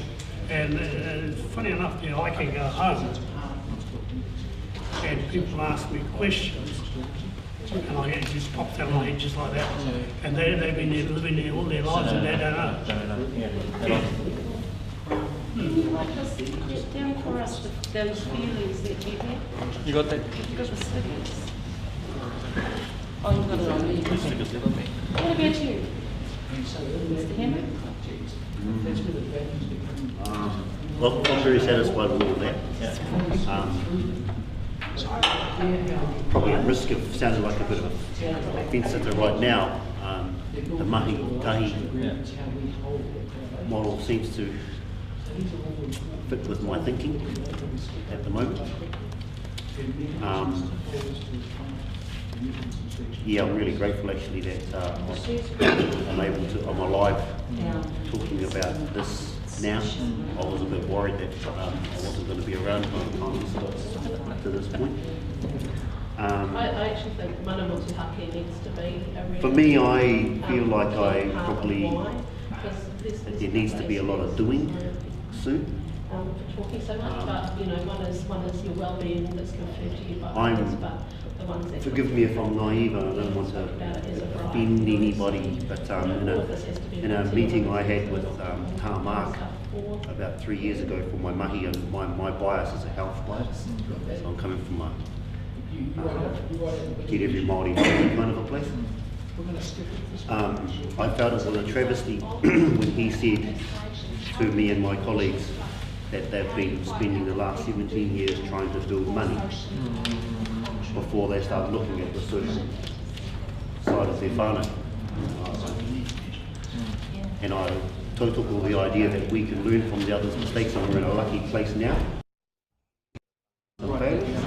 Not knocking them or condemning them, they were all on a learning path themselves. But we're in a pretty good opportunity now that we've seen the mistakes of others, and I really hope that we don't just take a template of what was done over here and just do it again. If I was to kind of get an inspirational kind of a mind on, I'd be, I want to go home and I want Frasertown School to not worry about feeding their kids, and I want to go home and use some of our land to grow kai for the school, something little. And I also want to think about thinking outside the square around a new form of currency. I'm not thinking about making a new bank or anything or new banknotes. I just think if there are, if I think about the Littleton time bank, where people give their time for here, and when they give time, that builds up a currency of time, and this other whānau can withdraw time from those three people who's a builder and a plumber to come over and fix Nanny's house, and it costs them, and that's the kind of currency I would like to get developed back home. It's kind of innovative, but it's not, because lots of committees and groups are now moving back to our old ways. Remember, you're supposed to be thinking about this person who has arms and legs, and if you don't feed them and look after them and show them love, they actually fall over, and without that person, no mahi gets done. So, well, hard to Kim's put it all there around those negative statistics that we've got. But I think we're in quite a special place or position. Wairoas, we are, because we've seen lots of other groups stuff up, and we need to be able to be courageous and go against the grain a little. And but I do think as long as we stand on our tipuna fight, we actually can't really go wrong. That's my bit for now. You touched on one of the key aspects of the assets that we haven't talked about yet, and that's the people. And we haven't tapped that yet as an asset. It's something we need to connect by, and that's why we're trying to drive to registrations to get in contact, but then develop that one of the skill sets so we can remember, so we can utilise it and do some of this. I was very, very disappointed on my action. I'm still disappointed on the fact that Wairoa, to me, there's a lot of things there that can be done that should have been done. Well, we just identified and it's gone by the wayside, especially with the river being there. That's an asset, that river is one of the best assets in Wairoa, that river, because you can do a lot with it, and nobody's really done anything about it, which annoys me. I went back years ago because I used to coach rugby, and Peter was coaching on the top white team. And I went to a Tangi actually, and it was Bubbles. She married a fellow Smith. And I went back with this Tangi, and then of course the road on Cherry Road wasn't even sealed. So I said to Freddie, "You still on the council?" He said, "Yeah." I said, "Why don't you do something about this bloody road?" He said, "What do you mean?" I said, "Well, it should be sealed." He says to me, "Did you pay your rates?" And I said, "Yes, I did." 2 years later, the place was sealed. I was quite pleased with it. But I noticed, another thing that I noticed was the fact that Wairoa hasn't even got a rugby, Tapua hasn't even got a senior rugby team, which pissed me off. I rang him up about that. You know, because it's there, you know, people are there, but you got to get out and tap them. Which annoys me. I think it's about, those are good for Karo, and we are trying to build up the sporting. You know, I know for a fact, you know, as I say, I coach. Are you going to come home and coach? Well, I actually, in fact, it's quite funny there because I stayed with him at Hui, and he was going on about these, how to coach. And I said, "Man, you did the wrong thing." I said, "Where's your fellas training?" So he took me down to TAHI. And I said, "Well, I'll start there, your scrum machine is too high, because they dropped the scrum machine, you know." And I thought these guys came together and I got them doing quite well, and they quite enjoyed it. It's not about running. He needs to retire. He needs to retire. So there's a lot of young tahi like this age. Yeah. Their age that are coming up and they're starting to be, they're actually qualified now. Our tahi are qualifying themselves and they're coming home to train. So we've got a young fella in Wairoa, Hickson Raro, who's been away, he's got a certificate, he's now back at home, and he's picked up a local rugby team and he's placing them higher. So that's really good. Good call. Have you got any about the aspirations? Probably more around the concepts that we talk about, like with the council around the Mahi Tahi, but I think it should allow ourselves the ability to be flexible around that, and maybe that's where Waikatohatoha thought that it's time. So when you think of a future of, okay, for now we'll go Mahi Tahi or whatever that may be, but say in 5 or 10 years time, let's relook at that. Let's ask the whānau, do we want to change it? And put that out there, because you might have reached some milestones or some goals that you've set. Okay, I think everyone it's all quite strong now, strength to sort of stand on their own 2 feet, perhaps. That's my thinking around those concepts. Around, okay, let's look at it. We know everything is how, what are we achieved? Does anyone want to sort of manage their own, or stay connected in some way? Or perhaps a new model, a new concept comes along. 10 years time, things will change, things can change. I think if we have a the social economic things along with government change as well. But it needs to be our number one priority, and I think also yes, picking one and then reviewing that, putting that in that, yes, we will review this momentum and learning from the mistakes. It's what's come up too, is how do we measure the values and principles, and we need to make sure that we are, what we do in every aspect is measurable against them. And obviously that's a good process of, in the future, having that, we could use our principles and values, have we, how far have we achieved it, how are we going in it, and at that particular time, then review, does our structure need to change? Because it's saying that the values and principles are always there, that tend to be consistent, aspect for all sorts of process, but how we need to achieve that, we need to change. And perhaps KOTAHITANGA may be the best one, because in unity there's strength, and you really take all the benefits from having that model for a time being, but really having the ability or allowing ourselves to say, okay, is it time to change or is it not? What does the whānau say? Put the vote out. Then we'll see how everyone feels like this. At least you're not locked into something. And anyone that comes along, as TAHI grow up, and this ways not good.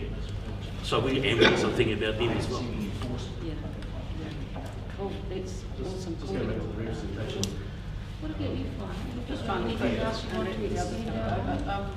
I'm all for the part of it. And I like what I see, get away from representation from each grouping with the trustees. But I think when you come to they're happy just registering to the Wairoa and not maybe the grouping might not be the real dichotomy there is for people away from home. We're capturing you on here. Their connectedness is just to the Wairoa. So we are Ngāti Roa, we are one people. That really does challenge. Just come back to me.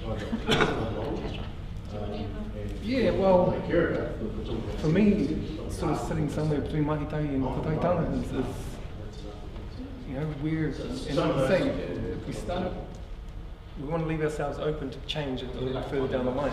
Even if we sort of do things one way for a certain amount of time to even establish a mindset so that we are, you know, all moving in the same direction rather than if we went straight to, for me, if we went straight to WHAKATOHATOHA, we'd all just off in different directions doing our own thing, you know?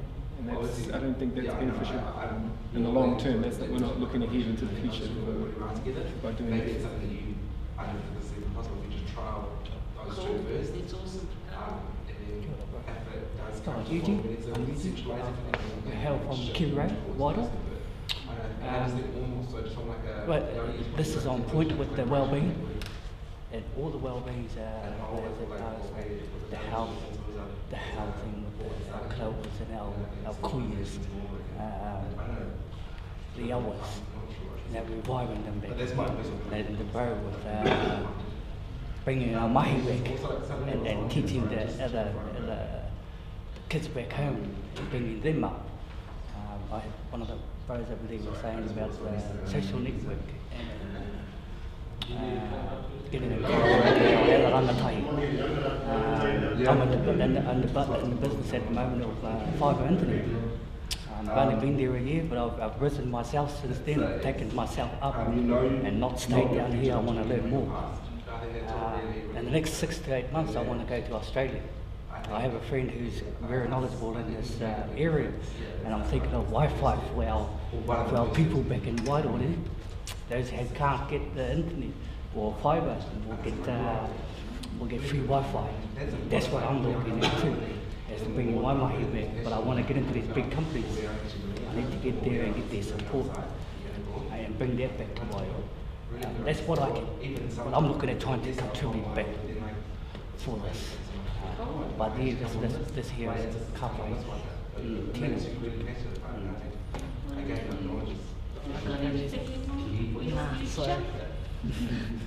Not even no education. That's a council education. That's a command. They drew a big cake, they said, oh, we just want to have a big party once it's all over. We're thinking about it, you know. But I think one key thing is what you all mentioned is you want to see Wairoa flourish and flourish. So by living outside of Wairoa, you haven't brought your perspective of I want social services here, I want housing, all that to be bring the settlement here for you so you can maintain your existence here. You want to also back home the benefit. But at the same time, we realise that the majority of our members outside of the Hui, so for us it's key that we work with existing ESGs, existing entities that are established already, and not reinvent the wheel in terms of providing some services obviously out throughout the country. So we need key there, we need to develop some partnerships with some of these main iwis to make sure that we want to look after our members no matter where they live in the country, but at the same time we need to obviously focus and develop those services back home for their members as well. So those are kind of key. Yeah, because you're contributing to this community at the moment. So personally, I think Wairoa is quite a vibrant little town. Personally myself, I've been back there a couple of times, and I was quite taken by it. But there's things that untouched resources. Yeah, there's a lot of things that needs to happen, but it is a beautiful town. We've had the kōrero from the Hui so far is focus on tourism. You've got Wakatohatoha, the lakes, you've got the beaches, you've got the awa, you've got Pikating. So those have all been captured. It's a matter of trying to put them into a perspective of how can they work and grow. Yeah, sorry. I've got a bit of a vision for Wairoa as a growing basin and that, using that river as for tourism as well. Having a waka going up and down, you know, all that type of thing would just to make it a destination for tourists as well. I think the East Coast would go very well because of the through. And you know, there's a lot of things that could be put in place that would employ a lot of people there. So my business is in housing, so I'd like to see lots of houses wanted in Wairoa so I can go back and help. I know, one thing I didn't notice there when I went back home last time was you've got tourists walking the streets. I was amazed. Tourists. It's Oscar's prize.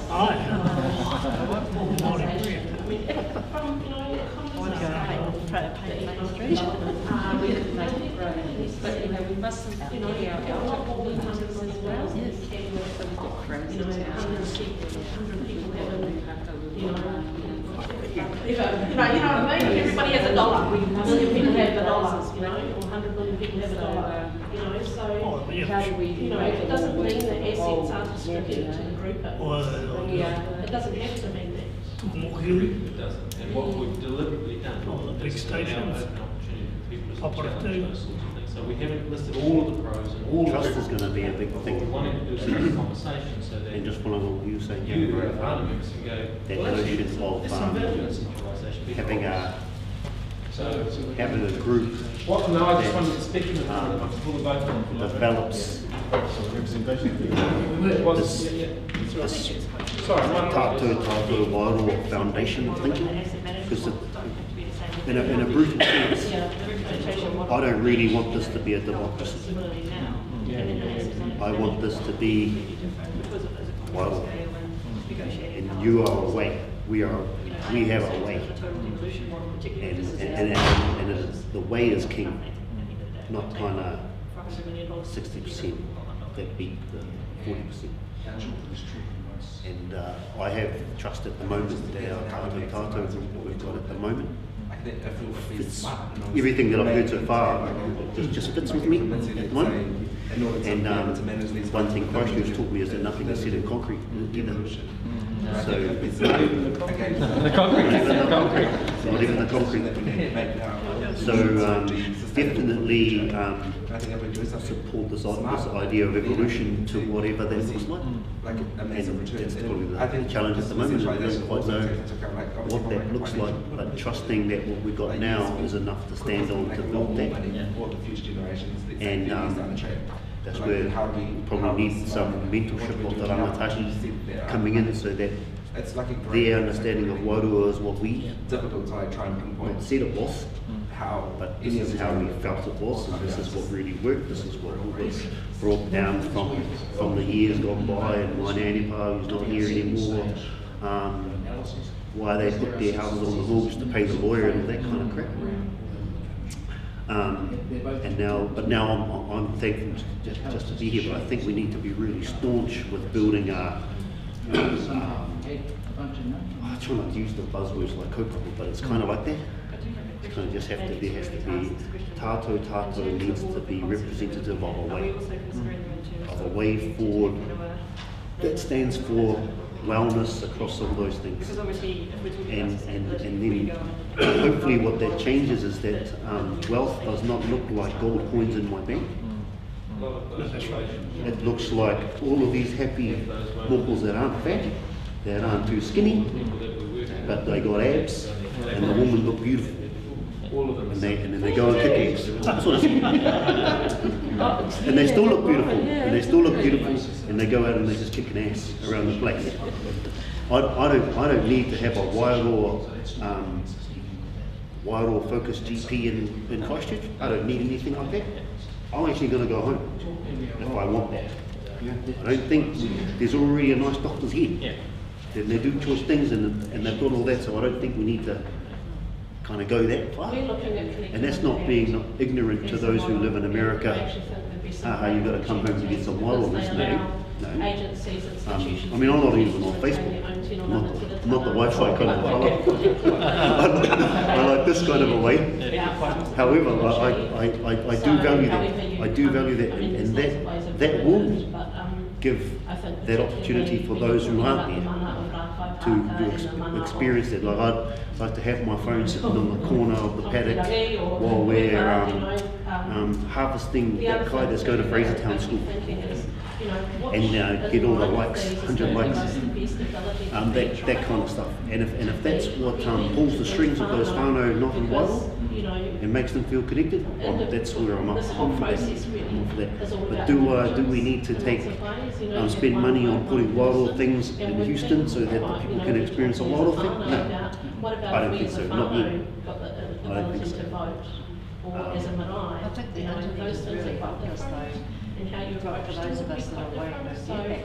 You know, even though we're far away, if we were casting our vote through Mauri, it's just amazing. How would it encourage us to be more engaged in the development of the day? Your people, time skills, it's really good bartering. Going back to bartering statements and stuff, and those things are good, you don't have to have it too organised, but if you get rally around the community and there's somebody with a need, you can help them. It's just a but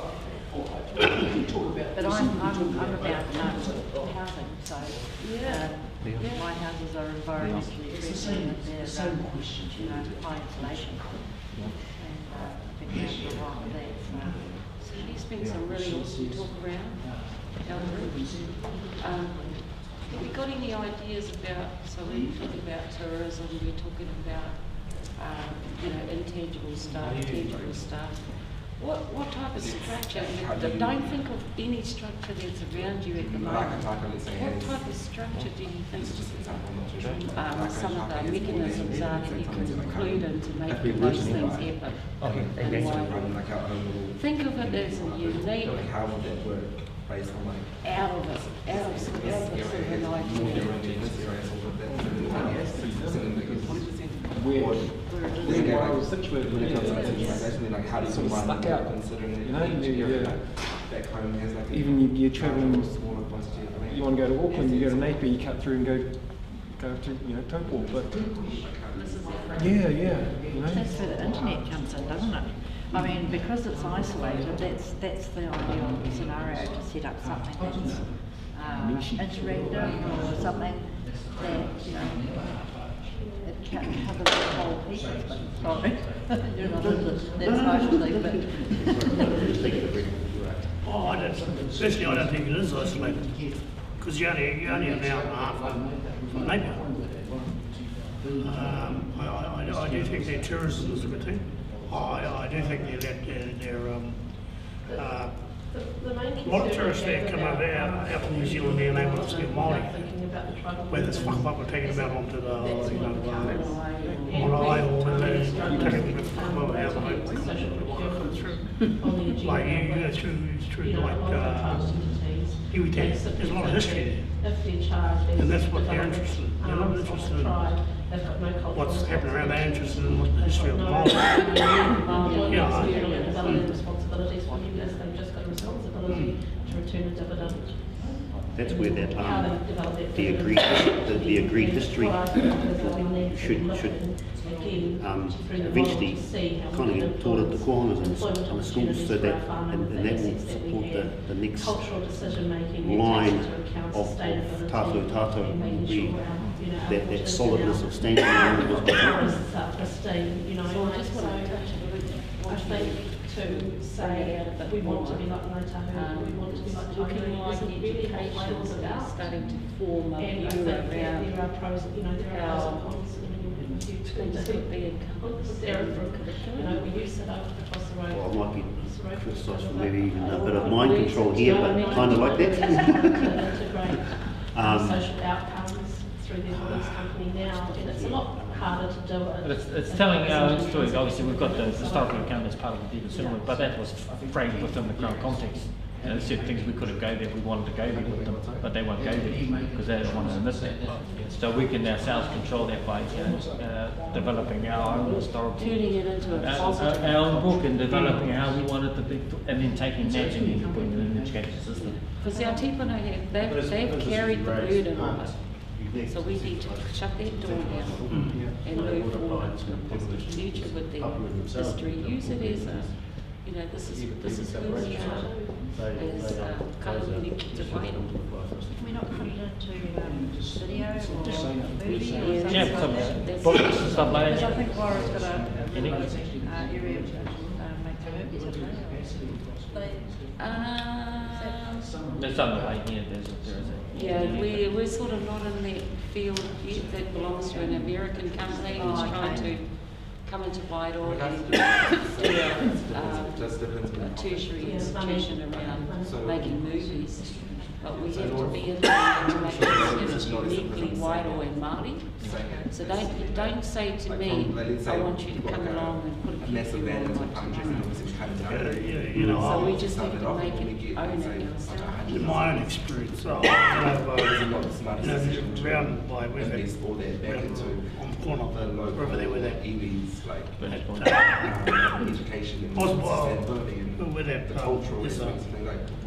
the middle of the river, there's a bit of an island there. Hey, when we were kids, we used to play around there, you know, that's on the Kiwi side, you know, and we used to go up to over here. And if you go up over here and you look down, you can see steps going down and steps and up.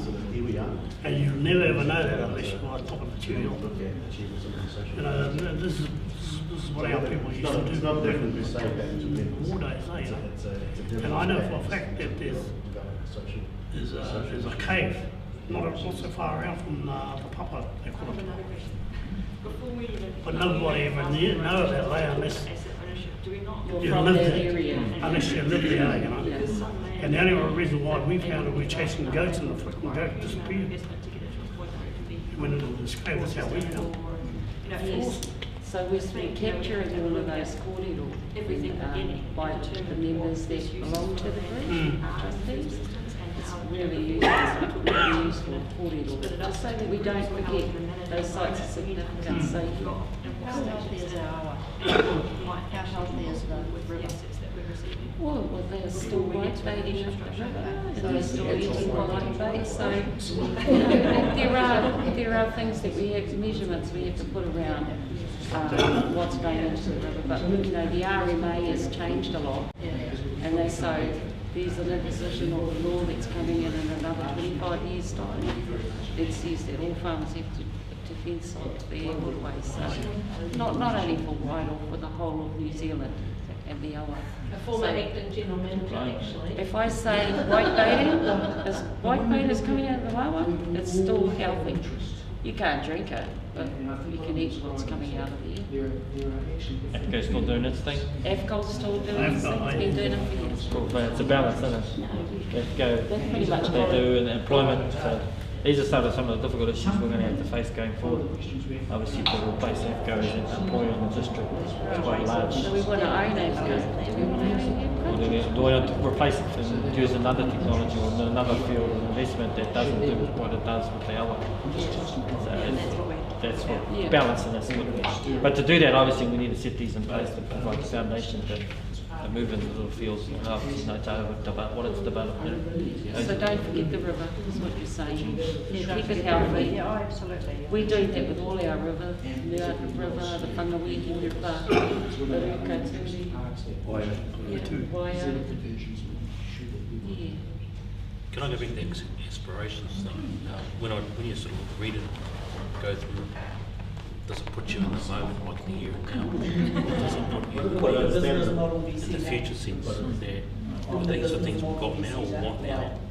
Or are we trying to think, be future focused? So well, these are the things we do want to work towards. So I mean, a lot of the things we may have now, it's great, but whether there's a vision you put ahead and say these are the aspirations we also want to move towards that we don't have yet. As a building capability in TAHI. So they can venture out to the world to gain the knowledge. And there's really, when you talk about, there's the give a little and give and take a little. To bring that back and bring that knowledge in there. And I know some cousins that come back that got their doctorate or they're a GP now and they've come back to Wairoa and lived in a big place or been overseas. But so also want to come home. So they bring all that knowledge and expertise back to Wairoa. It's very difficult talking about that. Okay, so what do we need to do there? The capability of farming ways. So we can build them up, bring home. There's going to be the benefit that may return one day. Then we keep together, having a discussion. There's also going to be, I'm thinking there's going to be a huge amount of expectations for those that are there. What's your feeling of some of the mamai that's there? I'm excited. I'm excited. I've probably been able to train my heart and mind to be like that.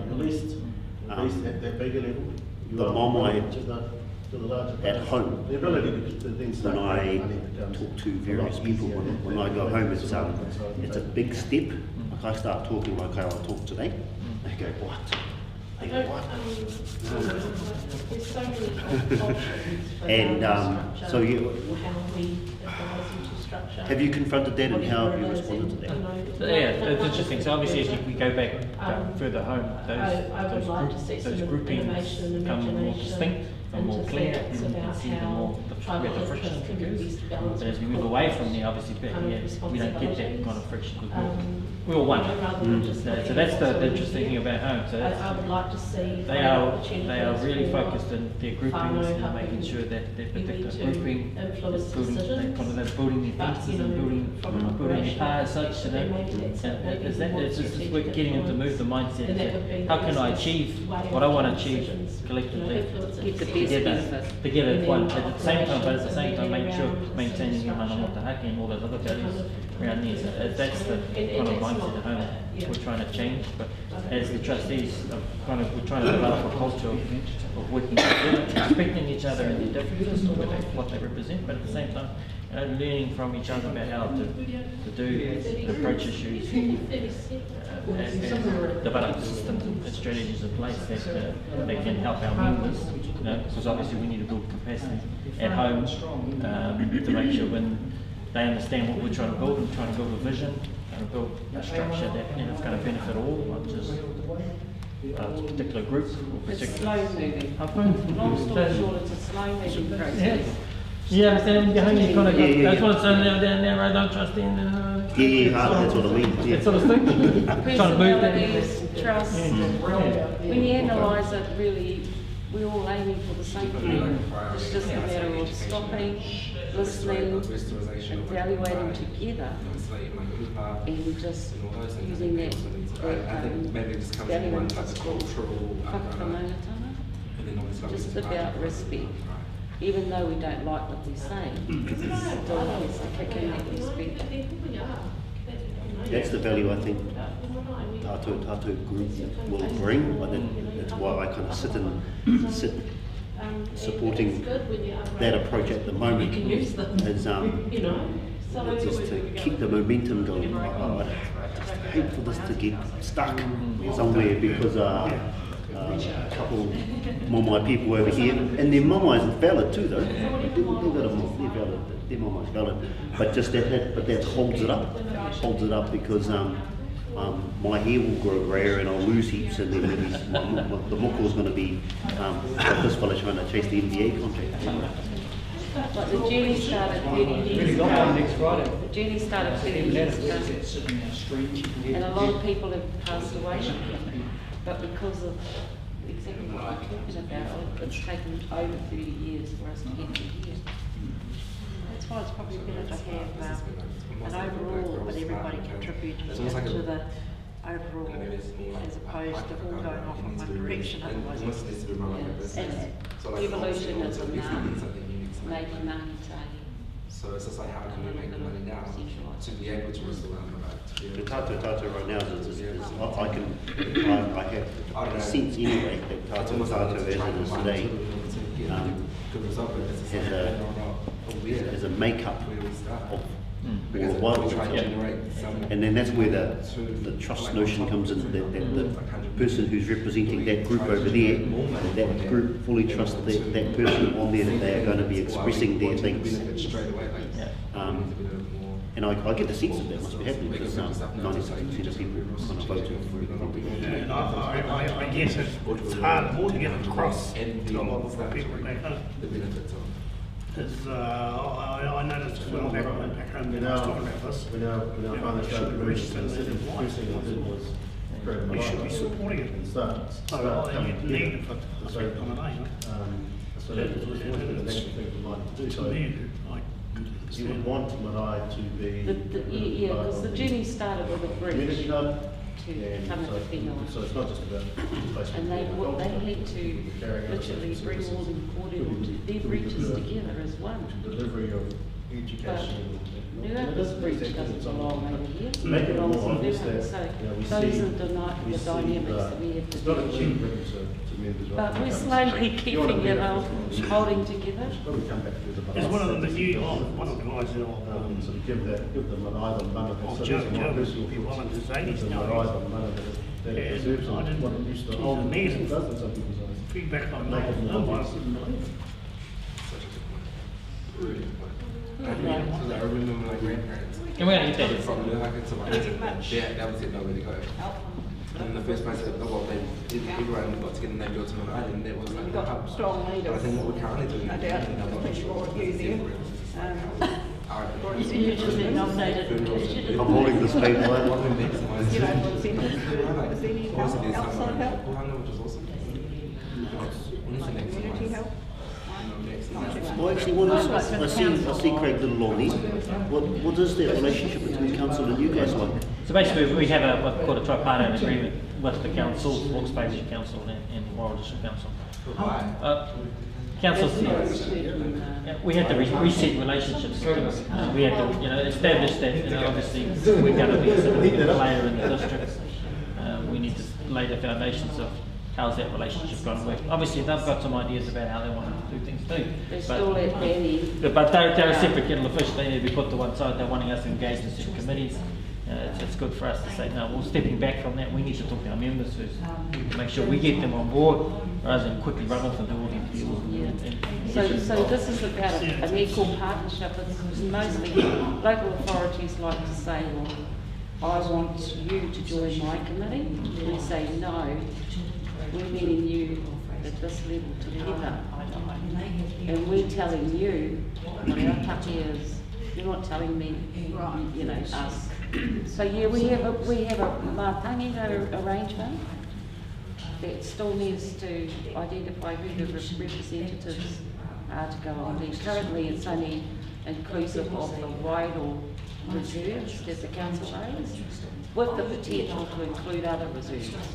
So that's what's happening. And we've also got the tripartite arrangement, which includes the regional council, so the Hawke's Bay Regional Council. It's all about trying to get things happening right for us at the moment. Just resetting that relationship to make sure it is a true partnership under the treaty Waitangi principles.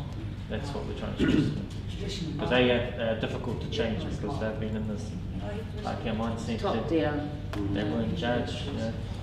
But should you have some representation there anyway, just to make sure in the meantime that There is. So they've obviously moved. They have their own standing committee, But Mauri it's, standing. it's owned by the Traditional Wairoa modernised Council.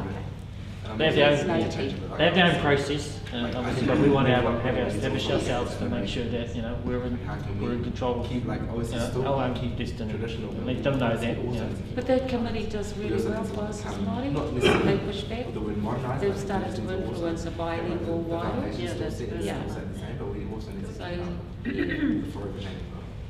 was the thing, why siblings? Yeah, so these are neighbouring iwi too, so there's relationships there we need to look at. and as we're going around the country, we've identified a few skills that this exploration for older siblings. that they could potentially the ends like this fellow wants to come out. Well, that bartering system, right? The big challenge, if that's the case, there shouldn't be anyone on Wairoa on job seeker without a med suit. They shouldn't. If you can't go to work, you should be sick. That's the only reason you shouldn't be out there helping Fraser Town School get their kites. And that's a hard call to have with some of those people because they want to Do other things. Get their jet skis. Well, there's no reason why Okay guys, this has been really exciting recording and we're getting the dong dong. We've got to go and see, but we don't want you to go without having a cup of tea. But continue the conversation. Last couple of minutes, please, Carlo. Last couple of minutes. We're actually ready. Come me, one person, just one. Please, write down your corridor. Draw your cake. When you recorded my name, right? Sorry.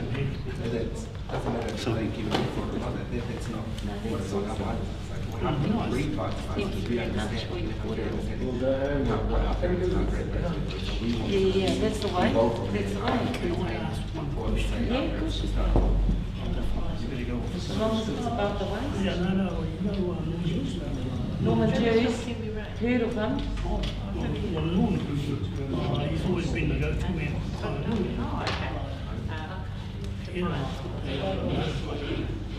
Actually, he does know about it. You can't, you can only, He knows. He knows.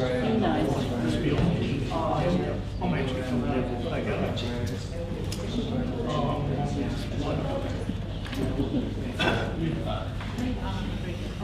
Don't go out just find it. I'm not going to get you to take the windows off for your dinner.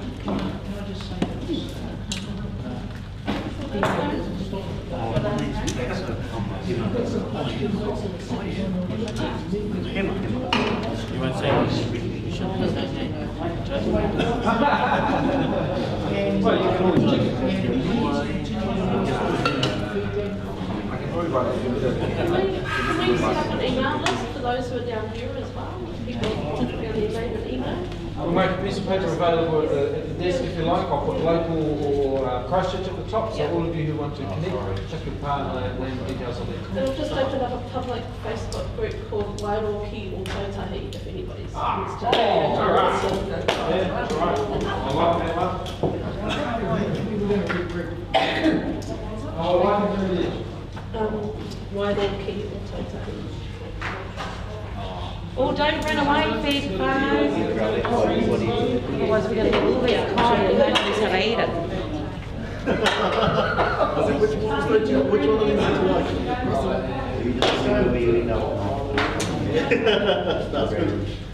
We'll just quickly come back together for a couple of seconds and then we'll break and break tea.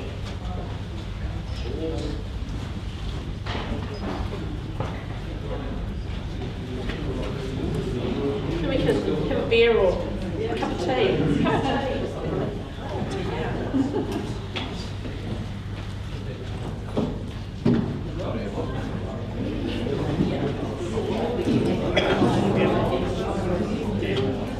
Well, thank you, Kano, for attending today and obviously listening to our presentation. participating in the workshop. Obviously it's been a good opportunity for us to come out here and do this. We'll keep coming back as long as you keep having us and keep getting, bringing along the kōrero or bringing along the feedback we need. But obviously we want to make sure we get as many people attending, try and drive the whānau that obviously not here. If there are other ways you think we could do better in terms of engaging, let us know. Venues and type of that time of the year for engaging, all that sort of detail. It's good to know. Obviously, being so far away and up in Wairoa, we don't quite know when the best time or where the best venue to have these sort of. So if we have that information, it's good for us for our planning purposes. But again, thank you for attending, taking time out on a Sunday. Obviously, we need to catch some flights back home. But we're here to have a further the conversation. Hopefully, this has stimulated everyone's thinking. It hasn't done. It's set some kind of the light bulb off the thing. I want to participate. I want to be part of it. I want to contribute. If that's what we want. We want our members to contribute to this process. Because at the end of the day, as stressed in the video and in the booklets, this is your settlement. We need you to provide feedback so that you're informed and you can make the decision. Yeah. Not about us, the 14 trustees. It's about all of us in this process. We're all on this waka together. We're on the journey. Obviously, 30 years to get to here.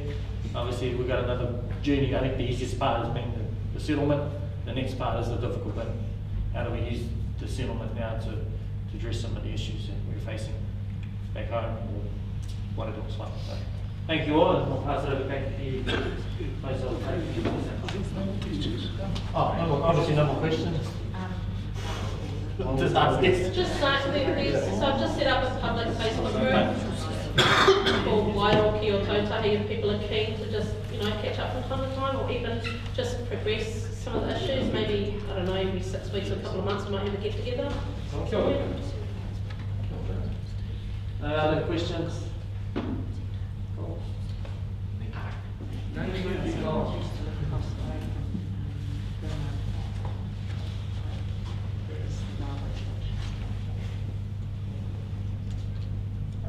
Really invigorating. It's our ninth hui. But sad actually that it is our ninth and our last hui for now. Because actually just sitting down and hearing all of the whakaaro.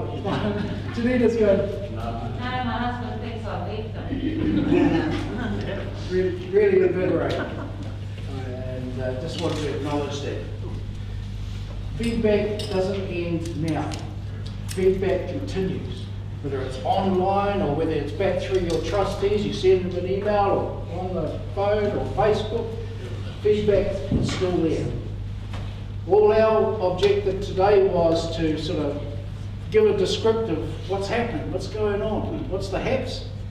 And I think the other part was, kia whakararu mai o hinengara. It was to trouble your mind with something really important. No apologies for that. This is really important. Hoi anō, ko tātou tēnei kararo te tuanui o tēnei, o tātou nei whare. I te rangi nei ka taia i e tātou kai ro te tano au Mauri, kia whakamaori tia i tēnei, kia whakamarai tia i tēnei papa. Hei wahanga kōrero matata. Just saying we have a marvellous ability, bringing from our Maori world to be able to create a marae anywhere we want to. And today that's what we've done. But it's only the start. The wānanga has only just started. We'll be back in November, so we need your feedback within the next 2 or 3 weeks. Probably the next 2 weeks. If you can get it the next week, that'll be really good. Can't wait? Okay. Hoi anō mai te rangi, kairunga i te tangata, ka tai ai ki te whenua e horakene. Me hike e nā o ngā maunga e tūnei. E nā o ngā awa, ngā taonga e noho nei. Tai atu rā kia mihi anō kia ngai tahu.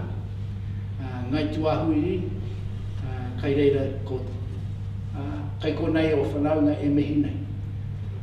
E mihi nei mai tēnā ngā waka. I whakakohatungia kai tēnā o Waihopai, kai Murihiku. Nu reira kai te mihi, haere tonu ngāmi. Timata hea, kairo mi te rangi Māori, kairo mi te whakatuku whakamoimati, kātika, kia mihi anō. Kia mihi anō ki ai ia, kia tai pai tātau mai e ne wehinga ki ta tatau o te whare. Ki e nā ngā ringaringa o te whāna, kia haere hau o rātu, kia tai hau maru atu. Nō reira, e te atua tohu, te atua kā, te atua kaiwhakore. Kia tau, kia tātou katoa, te ata whai i o tātou riki o i karaiti, me te aroha te atua, me te whiwhenga tahitanga ki te Wairoa tapu. Ake. Āmene, turuturu o whakamaua kia tīna. Āmene, hui e.